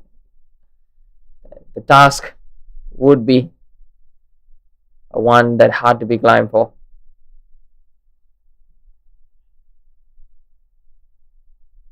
Solid defense.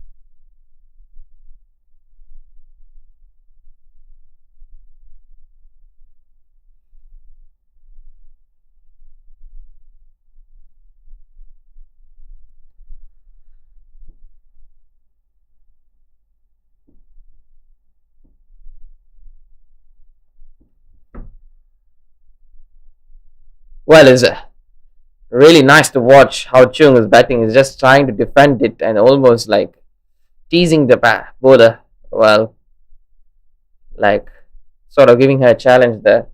But she's almost very confident in going with the back foot when she defends, and always energized and pumped up when she goes for the big shots. She's been she's been very comprehensive so far, and she's sort of having a clarity on what to do in the middle and backing her captain really nicely. She be maybe in the slower side, but being productive when she scores.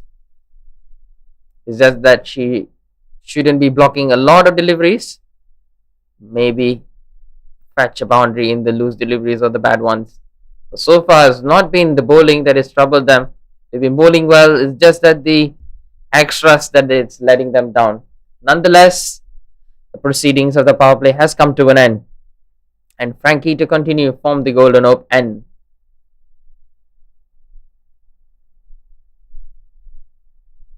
Chips it in the air, and it lands in no man's land.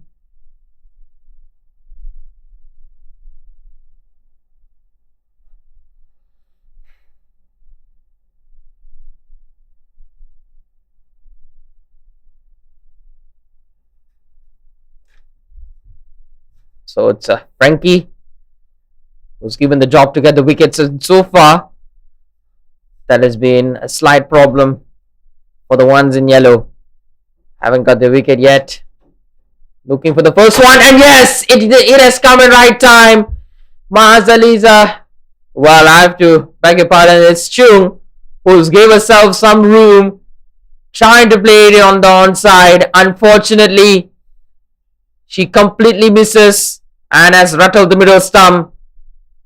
Frankie has resumed her normal service where she has left off yesterday. A complete howler in the middle, and Chung departs for just 6 of 17. Maybe the slow and steady start wasn't going in favor at the moment. She tried to be aggressive, but it's not forked out a run. Instead, a wicket. So it's 30 for 1 as things stand, and it's Lauren Kua who's walked in the middle of the bat. And that's the 7th wicket of this tournament for Frankie Nicklin.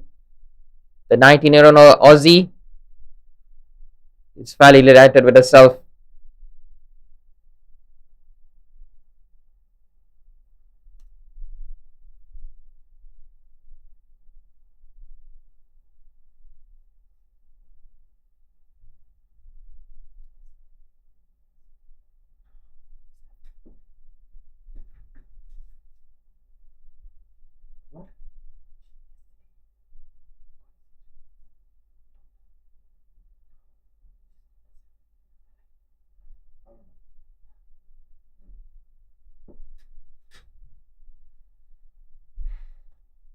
Well, off the mark, the Lauren Kua getting the first runs.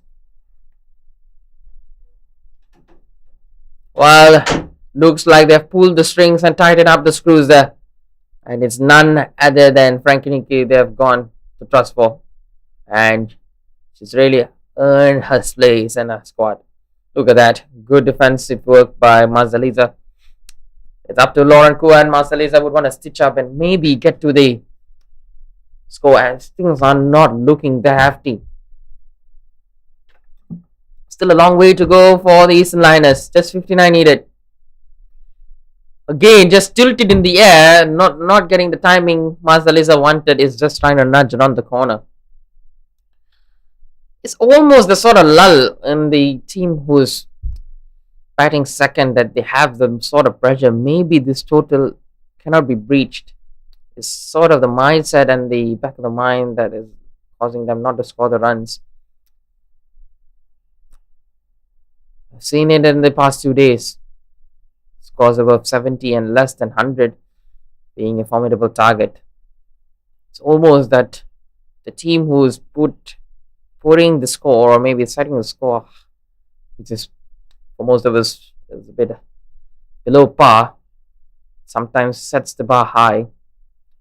7 overs gone is 33 for 1. And with overcast conditions, it's always going to favor the bowling side, accessing the swing and maybe getting conditions really cold at the outfield. Well, as a batting point of view, you wouldn't have to struggle and deal with the heat. That's an advantage. Well, it's Sunisa to Lauren Kua. Again, the extras are really being a liability and not going to plan for the Central Super Girls so far. That's the thing, as a bowler, you would want to be very disciplined and not leak runs. And so they're making the batters' job very easy. And when they take a look back, if the Eastern Lioness win today, they will be kicking at themselves that maybe that extras reduced could have really put a good fight back. There's no point crying over the spilty.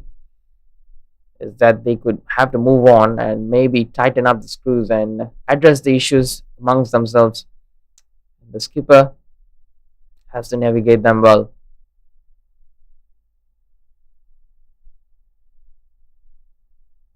Well, almost in the first match, Central Super Girls set the lowest target of 81. And apart from that, it was the humongous total that set the record by Western Wonder Women, their very first opponent of the tournament,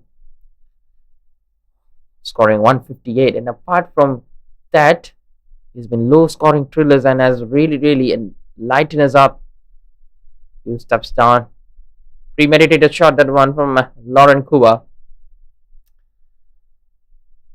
Well, definitely Eastern Lioness missing the catalyst of the squad, Rubina Chetri, who's been the highest run scorer, just shy of 6 runs in the making of getting in the verge of getting 200 runs, but she's got 194. Been the most out of any batter in this tournament. It's a full toss, and more importantly, is over the waistline. So it's a no ball. Make it 25 for the tournament, as we haven't witnessed a single in the first innings. And Sunisa has brought it, which means the license to go for the biggies. There's a fielder at long on, long off, and a cow corner alongside a deep cover. While Mazaliza decide to choose the fielder at short extra cover at the moment, and it's a dot delivery.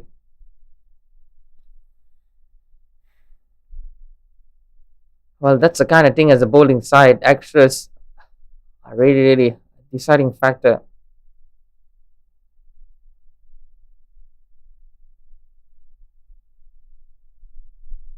Diving effort there and a complete mix-up. It's a run-out chance, and it's almost lack of communication. The look at that.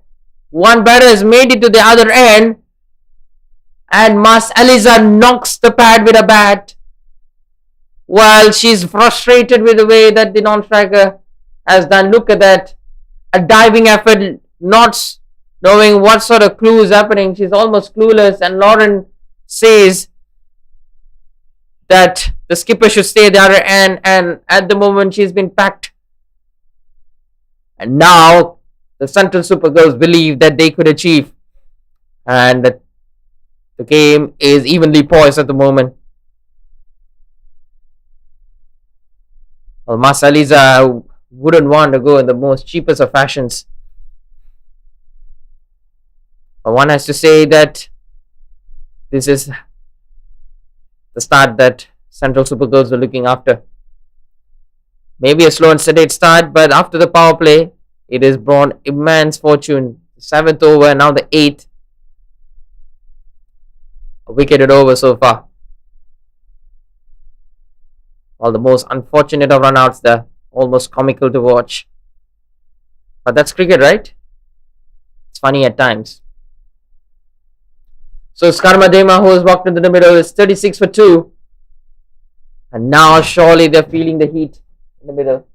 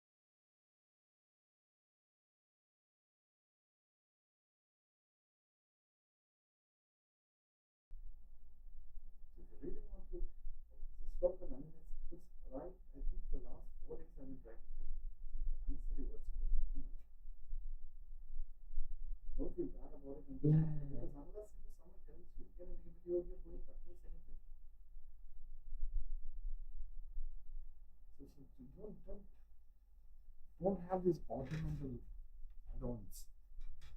If it's good, it's good. But it twists the meaning.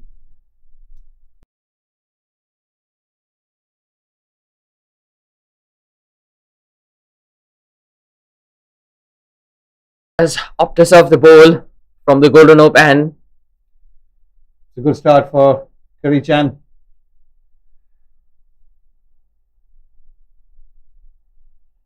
The Supergirls will be re-energized and revitalized after those 2 wickets. Just when Eastern Lioness seemed to be well and truly in the driver's seat, these 2 wickets have changed the complexion of the innings, one has to say. It's still quite a way to go. 4.61 is the asking rate, and they need 53 from 11.3 overs.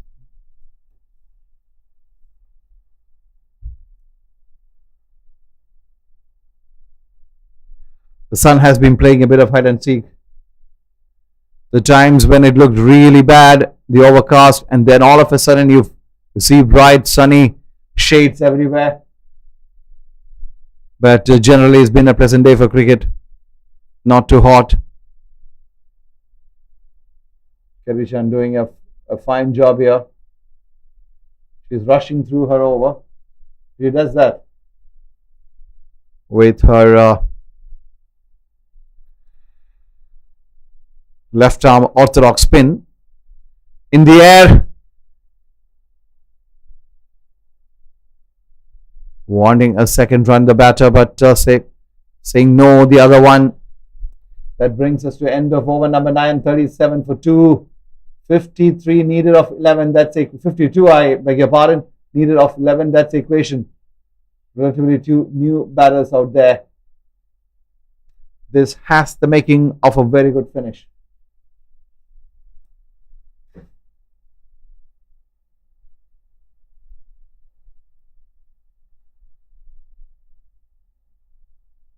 It looks like Shafina Mahesh is gonna start a spell from the Nagara end again, and it is 52 needed from 11 overs. Like pardon. Healthy run rate has been what they're cruising with, 38 for true, but they've lost two of the talisman earlier on after the power play. And chips it in the air. Just shy of the fielder there. Diving effort. Barely could stop that one.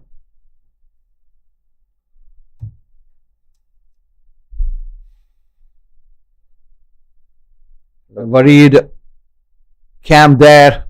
They would badly want to win this one and say goodbye to the tournament on a high. Still some work to do. Oh, it's a big appeal from Shafina. I think height is the problem. Enjoying themselves are the Eastern Lioness girls. Why not? This is a great platform for them. Some of these under 19 girls getting a tremendous experience, rubbing shoulders with some of the best in the business from more than 10 countries. And what a platform, what an opportunity, and what a learning curve it is for these young girls. Karma.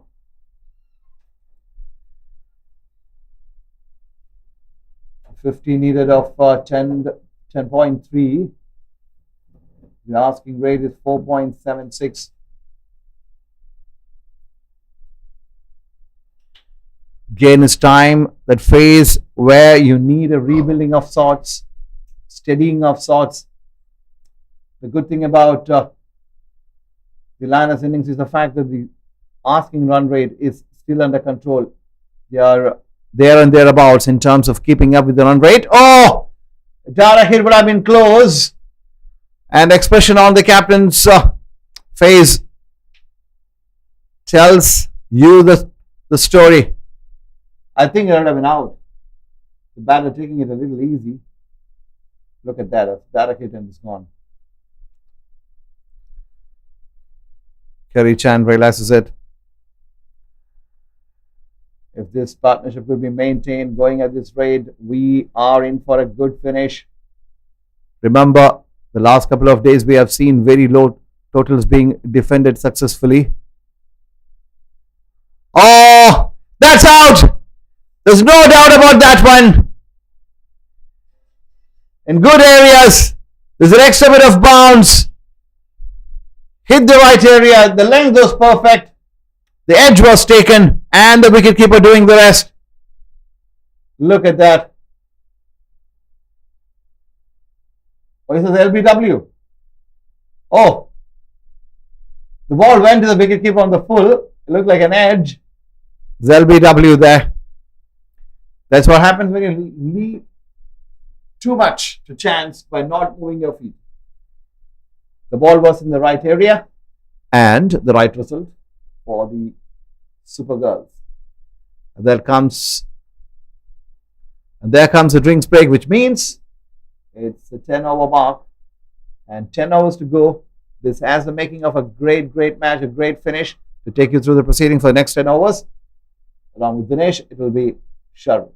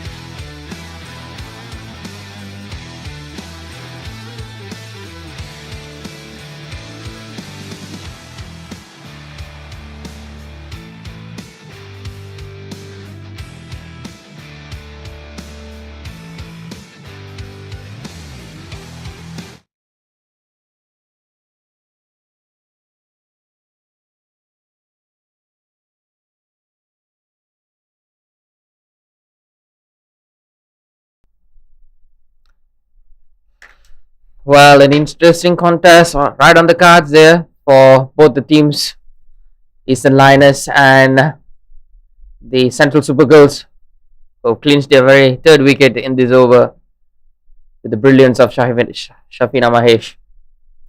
1 over to go.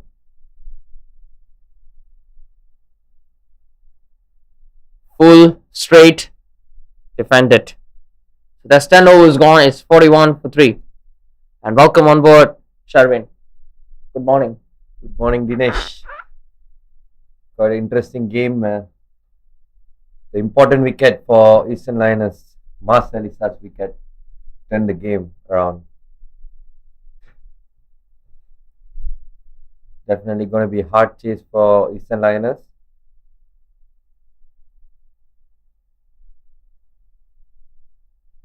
The batter, Karma Dima and Nurizatul.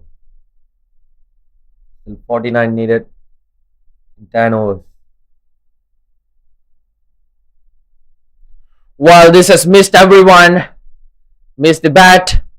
Missed the goals of the keeper. It's gone. Or maybe had a slight inside edge. Let's take a look at that back.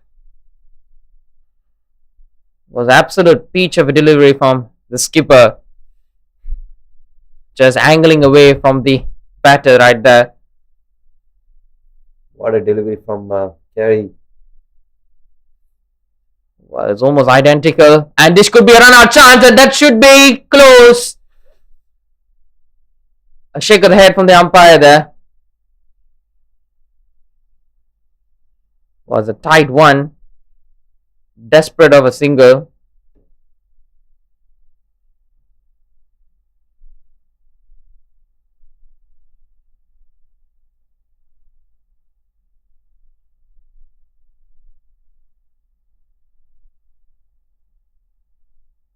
Another good delivery from Carey. He's putting dot balls, putting pressure on the batter. And I would say a good fielding effort from Eastern Lioness. They took all the catches. They bowled really well. Besides this one or two overs went quite expensive. And chance of catch. Just landed safely. Yes, the slowness that Carey Chan offers in the pitch is just that she just stills it and let the ball land to the batter. Creates some sort of confusion in the choosing. Look at that again. It's a bit slower, flighted in the air. That's one thing. When the pitch is a bit in the slower side and you bowl even slower, it gets harder as a batting unit trying to tackle a slower delivery. And again, just misses the keeper. Take outside edge. Smart bowling there from the skipper of the Central Super Girls. Well, put the brakes on the scoring so far. So it's 44 for 3 as things stand. As 46 needed from their rest 54 deliveries. Finish. I would say the bowlers been bowling really well for Central Super Girls. The wicket a bit slow and they're just looping the ball, allow the batsman to come out and hit, and that's where they get the wicket. And good 2 overs from Carey Chan, just giving away 4 runs. Chance of Well, that's a clear inside edge. Despite it, she went for a big lead. Again, Shafina attacking the stumps, not giving a lot of room for the batter to pounce on. That's the thing about the paces so far. It's been more of the in-swing that I've seen from the Central Super Girls paces. It's not been angling away, which looks slightly dangerous. And it is like Eastern Lioness are struggling with that.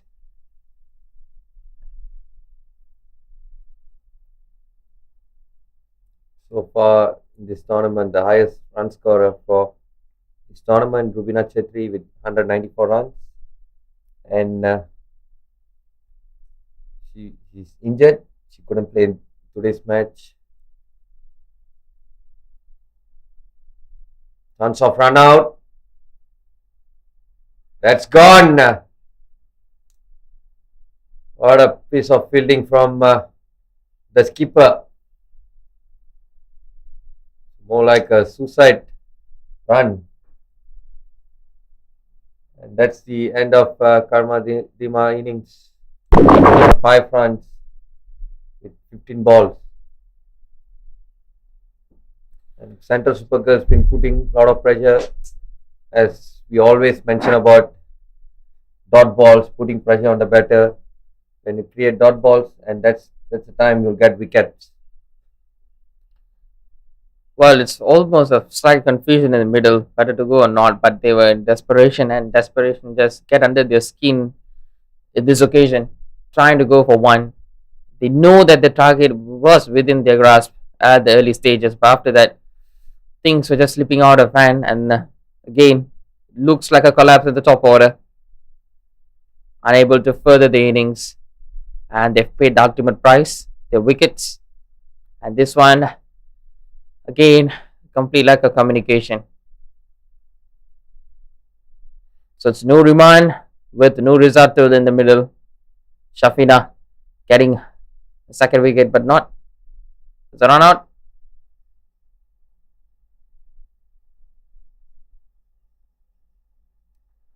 Well, this has been a really good over. This could be the turning point of the match. Again, looks like a small score of 90 looks daunting for the side that is chasing at the moment.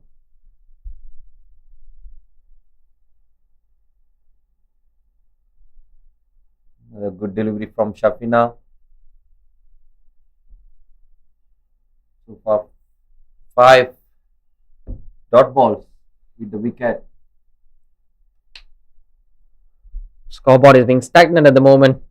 No runs been scored, and when the bowler is steaming up with grace and pace, it's always going to be hard as a batter facing. And Shafina is really equaling the task. Slashes it outside off stump and beats the fielder in this occasion. Just doesn't have the legs to go for the boundary.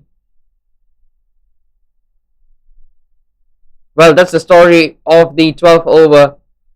A wicket, nearly a wicket maiden. 2 runs conceding at the very end. And things look very hefty at the moment for Eastern Lioness, who want to finish this in great style. But it's been Central Super Girls' second half. There will be a warning cut for Central Super Girls. Aina Miza, 2 overs, giving away 9 runs. And Frankie picked up 1 wicket, just giving away 8 runs. And beautiful overs from the skipper, just 2 overs, giving away 4 runs. And Shafina Mahesh, 2 overs, picked up 1 wicket, just giving away 5 runs. Still 8 overs to go. They need 44 runs.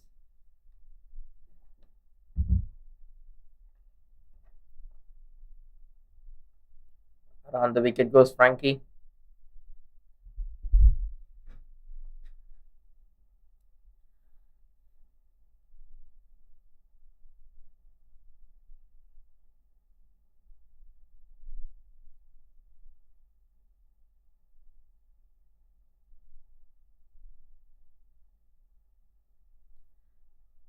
Fielder running in, getting that single.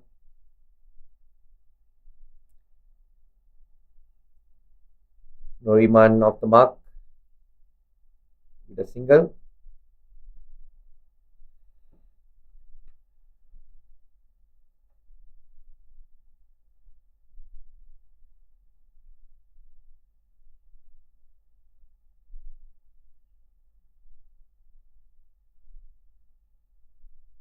And again, a slight mishap there, and it has resulted in a single.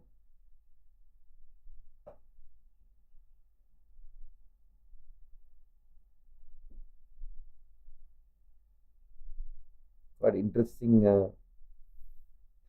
field placement. Definitely they're going for attacking field. They need to get wickets. Got a ball from Frankie. Yup. Just beats the outside edge and a directed as well. What a ball. Beat the batsman. And the wicketkeeper, there is no clue. Yup. The thing is, it ricochets off the pads and just falls in place for the square leg fielder to pick up. And Hawkeye aiming. Swept it across a run out chance. This is easy one, but a close one as well. That could have been their fifth easily. Slow reactions there. Well, they've slowly climbed up. It's been passive after the fall of wickets and finally reached the landmark of 50. Okay, not sort of clue what to do against Frankie here. Just trying to put the bat before the ball lands. It's almost batting under pressure. It's the end of over number 13. 50 for 4. The required run rate almost touching 6. They need 40 runs in 7 overs. Definitely both the batters have to figure out something to keep the scoreboard ticking.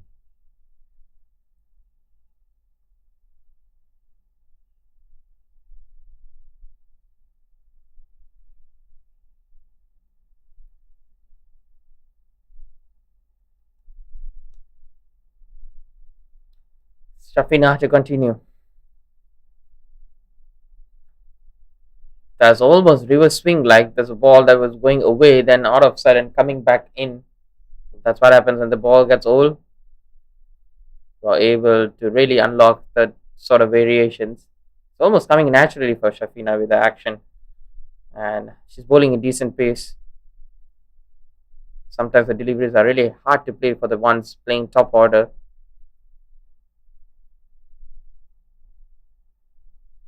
It's a fuller one. Clipped it. With diving effort there, stopping it. Dinesh, we are talking about yesterday's game where reduced over 11 overs, and both the teams, myself and Viren, had a chat regarding this. The approach from both the teams was really good. They know it's like 11 overs camp, and the way both the batters came in, then Kavita's innings got 50 runs. It's good to see as for these girls who are playing, stepping in and showing some intent in this game. Yep, they could take these senior players as role models and over time just trying to improve and be a better player. This has been a good platform for the youngsters to really shine and showcase their talent that's hidden within them.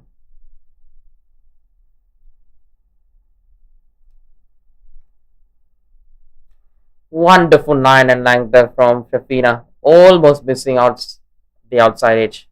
She's still smiling about it. Looks like she's really satisfied with what she has delivered.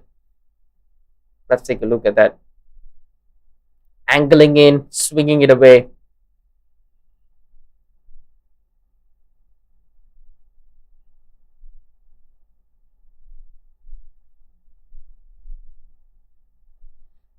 Well, the very next one, it's angling in and it's nipping in and it's gone back.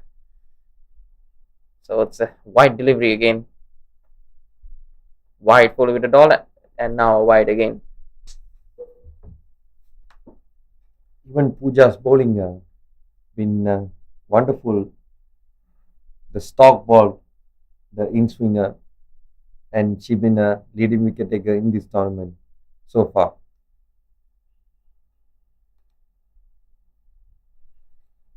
Looks like Nuriman is struggling to find the middle of the bat. Well, when you're facing such bowler like Shafina, it's always going to be hard to find runs. And she's bowling really, really well at the moment.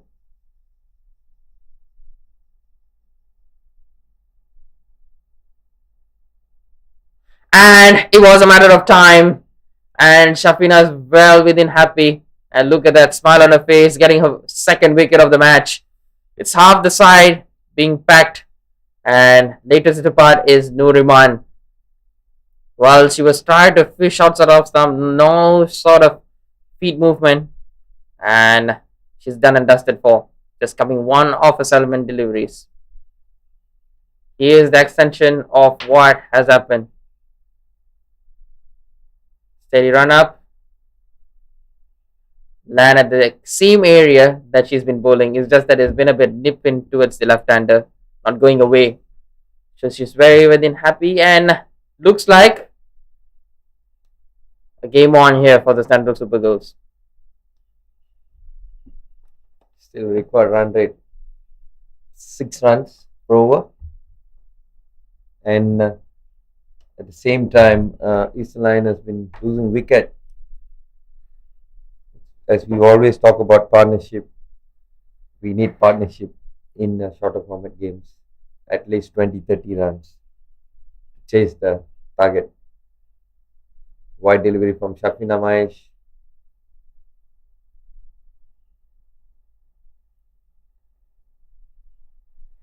.36 needed in 6.1 overs. What do you think, Dinesh? It's going to be a chaseable score the next 6 overs?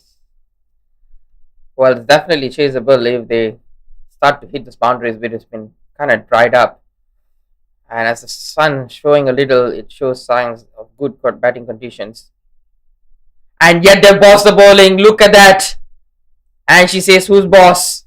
And with the bow, Shafina accepts the second wicket. Well, it's been a stellar performance up with the bowling. And wicket stumbling here for Eastern Lioness. And the batters in the middle thoroughly look dejected at the moment. They need a savior who can replace the shoes of Rubina Chetri in order to accomplish the chase, which looks like a high mountain to climb for. As it stands, it's 54 for 6. Again, a good delivery from Shafina Mahesh, just bowling to stump. Well, there's a big inducker on the off stump right there. This is high quality bowling, and Shafina gets a third one. She's been the pick of the bowler so far.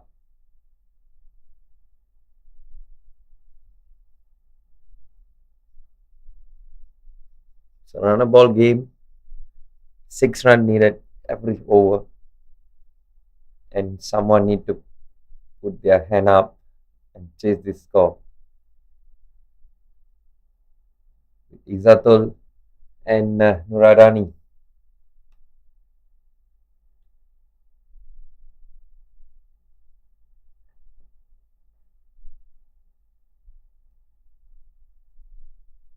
Muspira bowling the first over.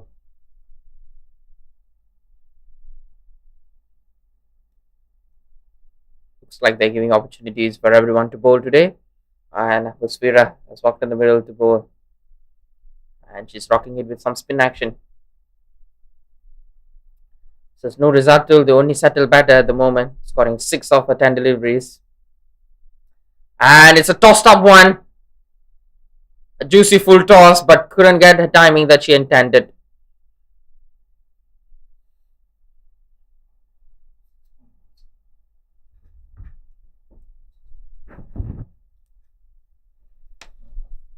.35 runs needed.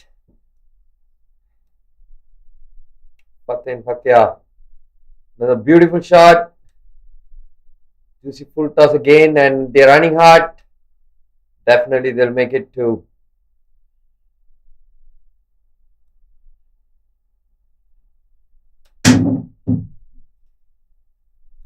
definitely they need to go a bit aggressive. They need to find to look runs.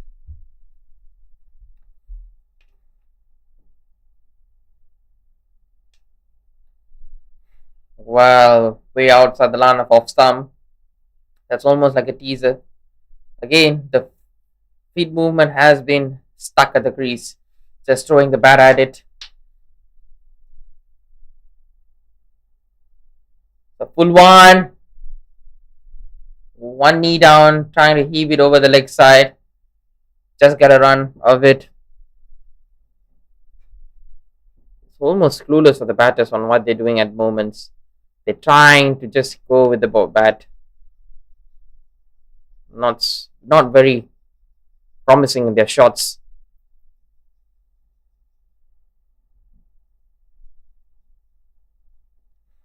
That beats the outside edge. A big shout. Looks like they've heard something.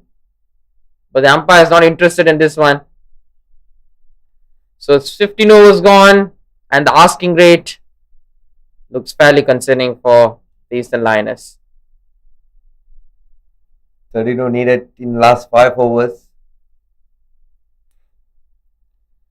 Well, the batting cut shows you that the only batter that has surpassed the double digits, it's only Mas Aliza. Apart from that, no one could actually replace the shoes.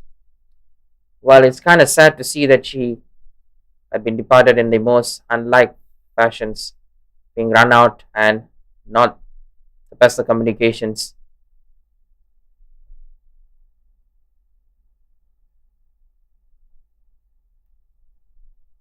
Well, surely these both batters will be missing their captain, not leading from the front. We've been missing out Rubina Chetri, top batter in this tournament.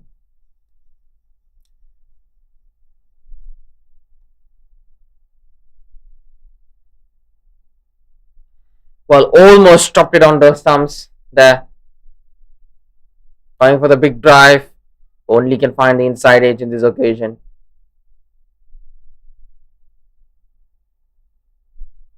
Dot deliveries from Shafina Mai. Been bowling really well. Bowling the last over of the spell.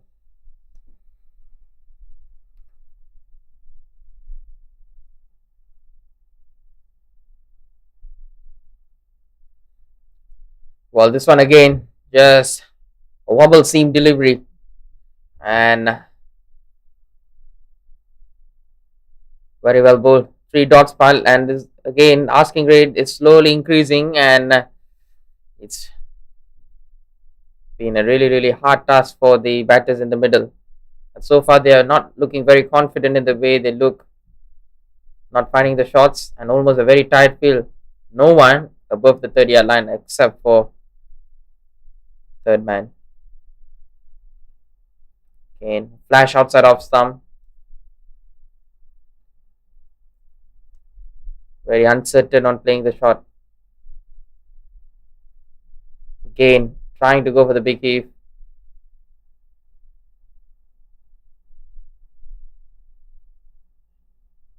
It is quite disciplined bowling from Shafina. She's been bowling just in one line and length.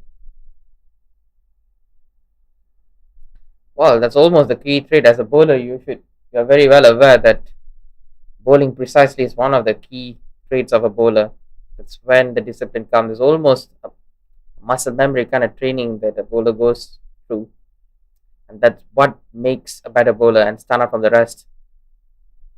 That's the end of over number 16. 58 for 6. And Shafina Mai finish off her spell with a medal.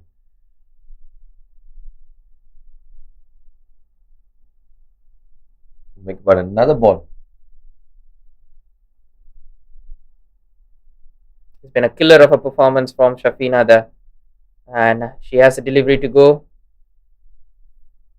Yet to get a maiden.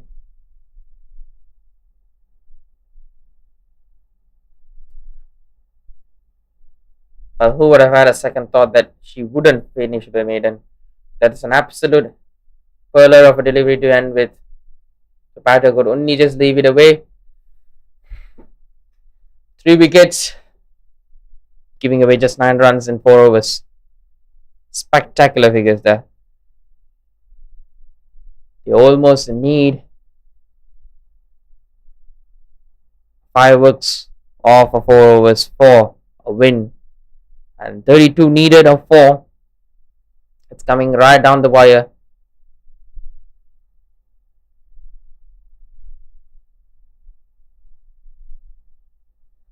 Well, swept it nicely, swept it delicately.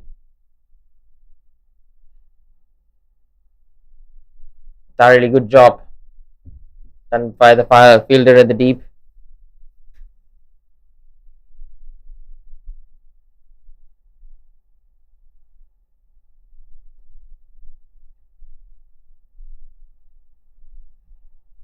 I was talking to Anju Gurung yesterday regarding dot balls throughout this tournament. She bowled 73 dot balls in this tournament. What a bowler! We are often talking about in this tournament the left-arm fast bowler from Anju. Nice rhythm, nice line and length. Been keep it simple, just bowling discipline, not giving any room to the batter.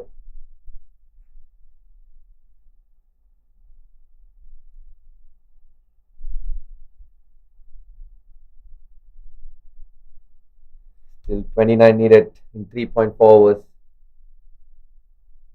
That's a juicy full toss, but couldn't get a whole lot of timing there. And the no ball given by the umpire. Definitely, it's a free hit delivery.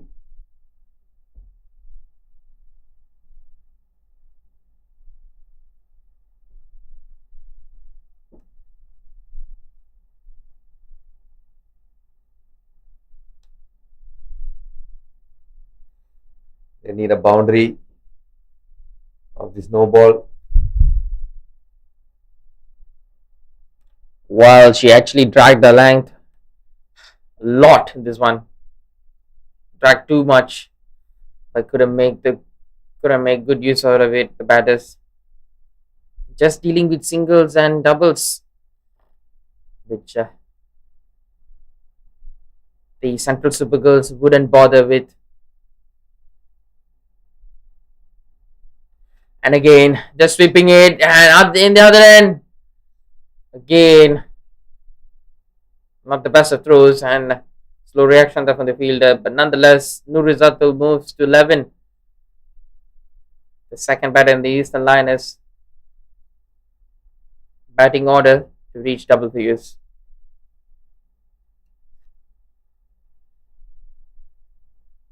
So Fuller one, and played it on the onside.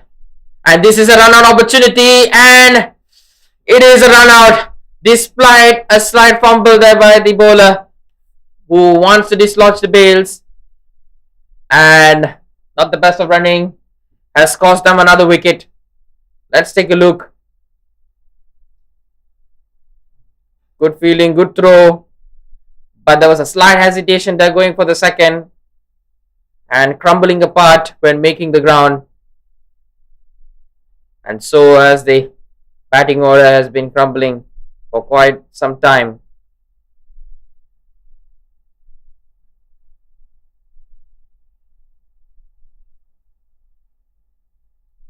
Pathin departs. It's only scoring 5 runs. 65 for 6. Still need 25 from 3.1 overs. Think about it. 24 from 3.1 overs.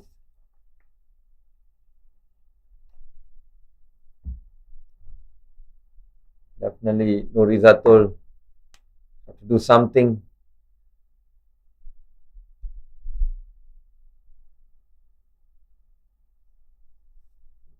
It's a good shot from Izatul. They're running hard.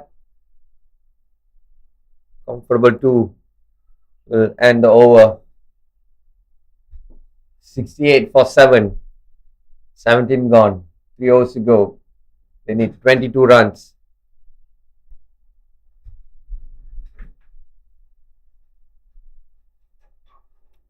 The keeper will bowl the 18th over.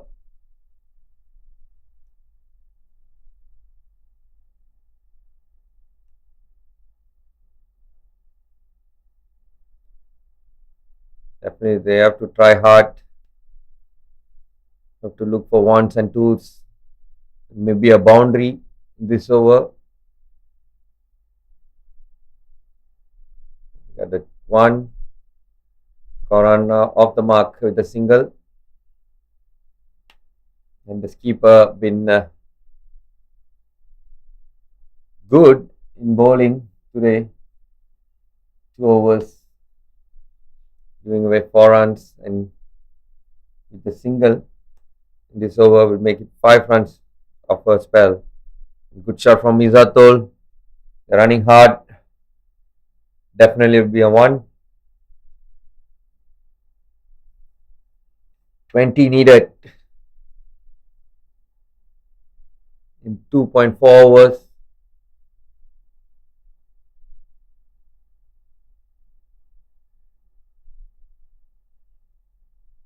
Beautiful ball from Carey.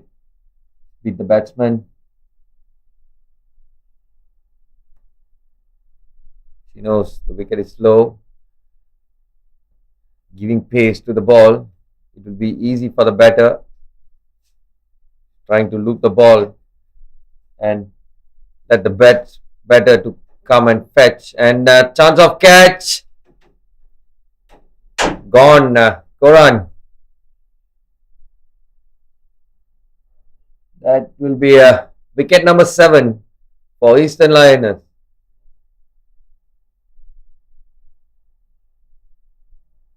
Finally, Kerry Chan picked up a wicket in this innings.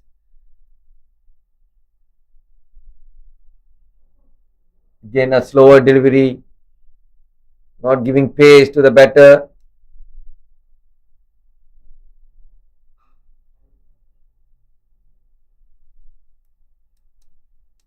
$70 for 8. Still 20 runs needed. The required run rate going up, almost touching 9. Definitely a boundary needed in this over to relieve the batter pressure. Well, that's the thing.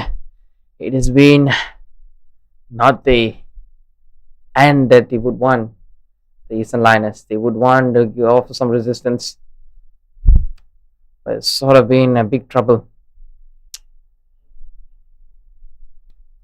It's just that you would feel that now winning the toss and electing to bat automatically grants you victory.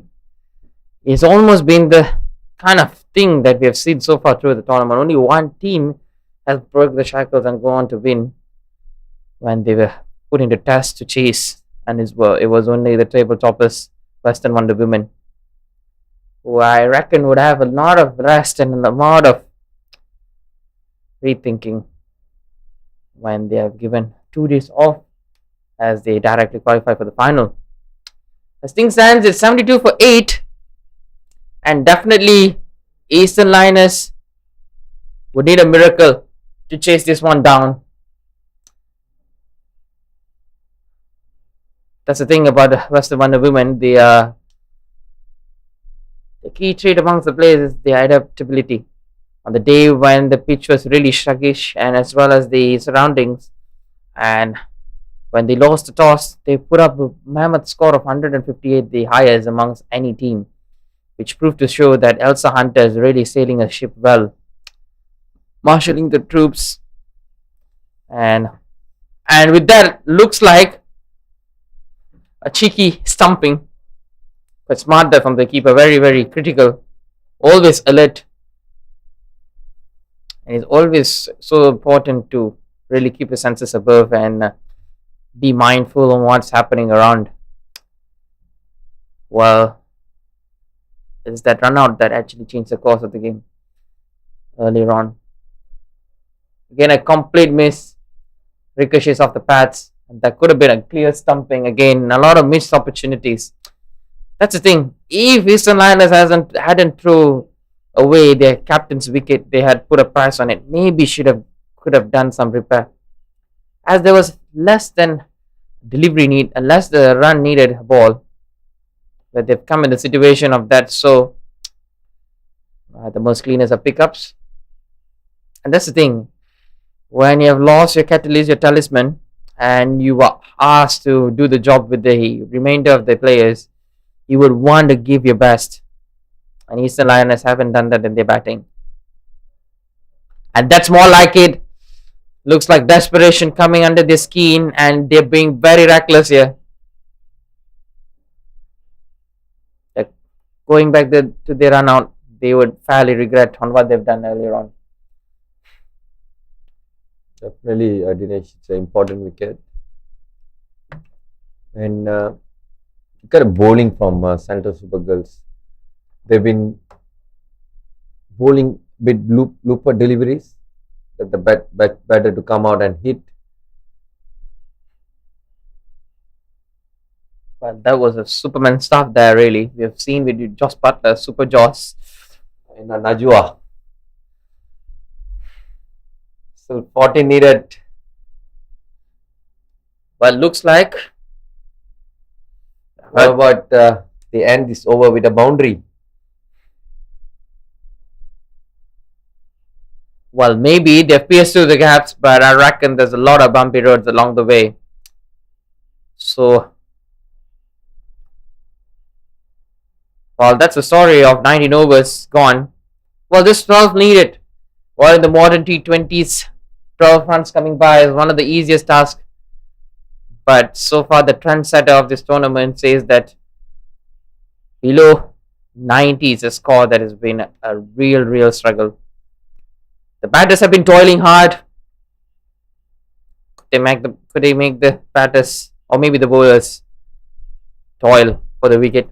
2 wickets in hand, 12 runs needed.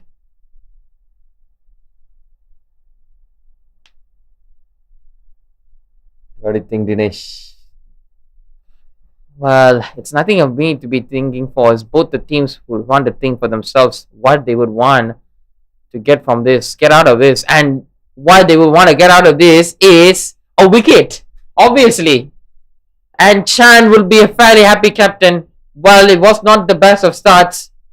As I mentioned earlier on today, is there a silver lining on the black clouds? Well, it's turning brighter and brighter.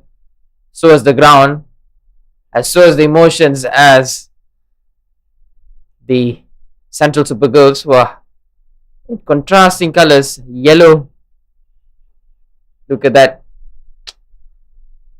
Quick hands from the keeper there, who had done a stunning job with the previous delivery. Diving effort to the stumps, and this is one of them. Perfect. 1 wicket needed. And this looks like the skipper would want to bundle them out and seal the deal. This could be the icing of the cake. Chips it straight in the air, and that's it! What a fitting way to end the proceedings. And Central Super Girls have done the job. The very last wicket is from the skipper, and what could they more ask for a better finish? Best of send-offs for the Central Super Girls. And they have won by 11 runs and claimed their spot at the podium, being the third best team of the Malaysian Super Women League. Eastern Lioness came very close to win this match, but history has been made, and Carrie Chan and co are the ones walking happy.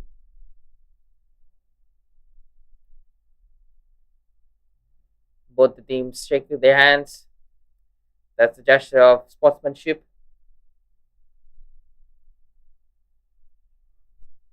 And the team in yellow stand tall with their heads up.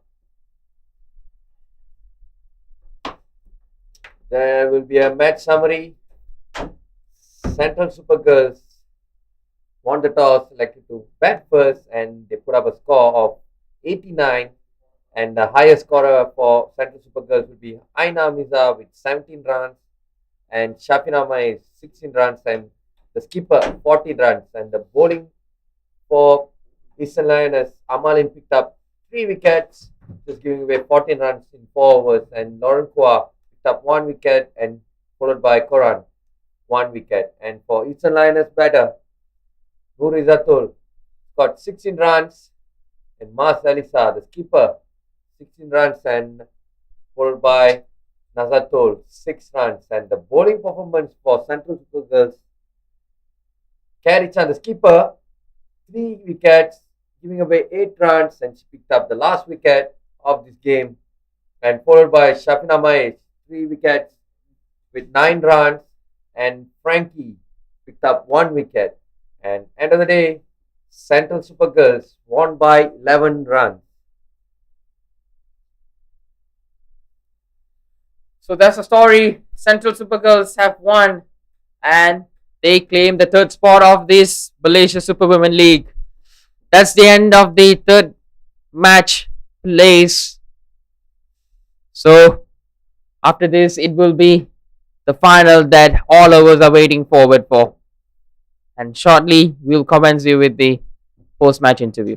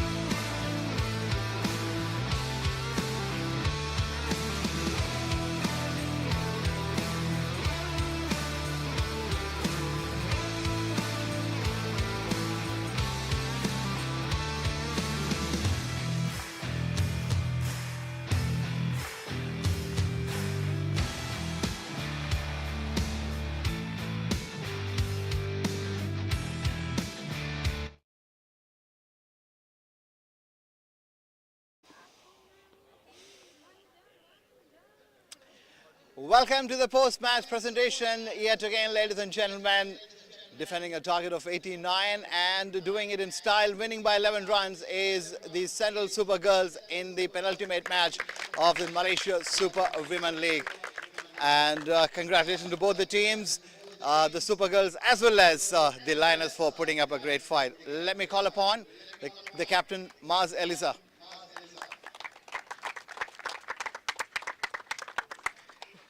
Maz, you had your moments through the tournament, and you had your moments today as well.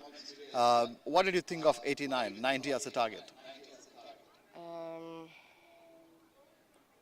I think it's good to chase for us because we bowl very well. Right. But we lacking on our part batting. The last 2-3 days, the pattern is the same. Low scores being defended. Has it got something to do with the wicket, or it is just the frame of mind, more pressure? I think it's about the pace. The wicket is nothing. I think about the mindset of players, batters. Right. Yep. So very quickly, your experience in the tournament. You have been fantastic. Your team has been fantastic. So what's your experience and what's the message that you want to leave? I think it is good tournament for national, foreigner and our under 19. So I hope our youngsters can learn from this, and it is good for preparation for under 19 World Cup. You played some terrific cricket. You have been great entertainers. You can be proud of the way you and your team carried through the tournament. Congratulations for a good show and all the very best for the future. Thank you, sir. So that's Maz Elisa, the captain of Eastern Lioness. And let me call upon the victorious captain, Kerry Chan.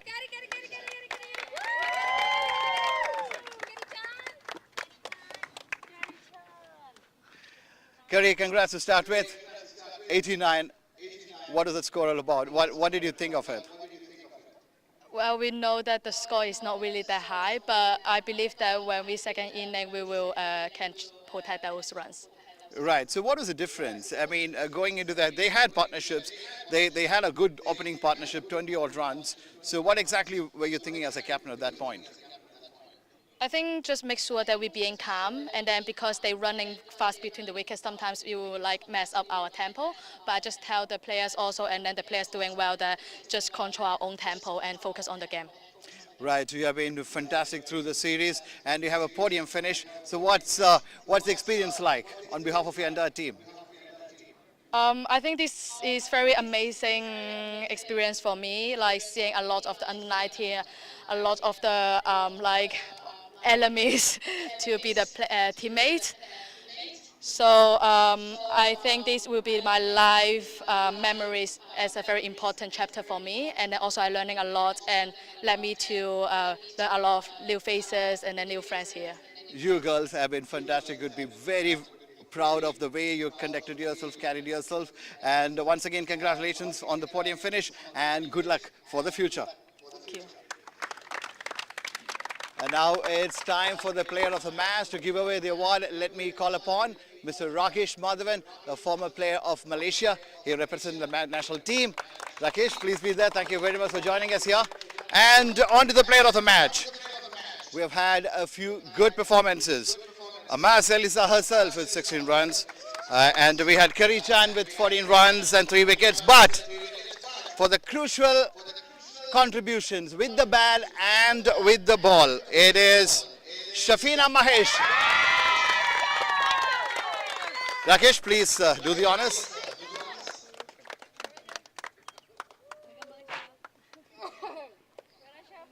Shafina, don't go away.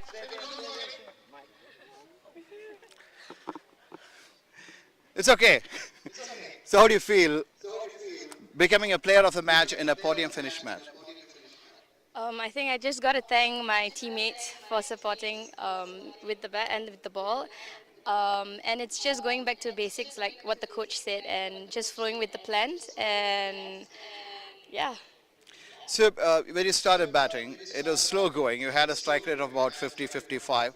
Did that bother you or was that the plan? I mean, it did bother me considering that the past few matches went down the order and then now I'm opening, so it did bother me, but it was just about me taking the time in. Fantastic. So I'll let you go and celebrate with the girls. Great performance. Congratulations once again. That's the player of the match, Safina Mahesh. So what a match we have had. So the news is the Central Super Girls ending on the podium, and one final coming your way. Stay tuned. Thank you very much for joining us.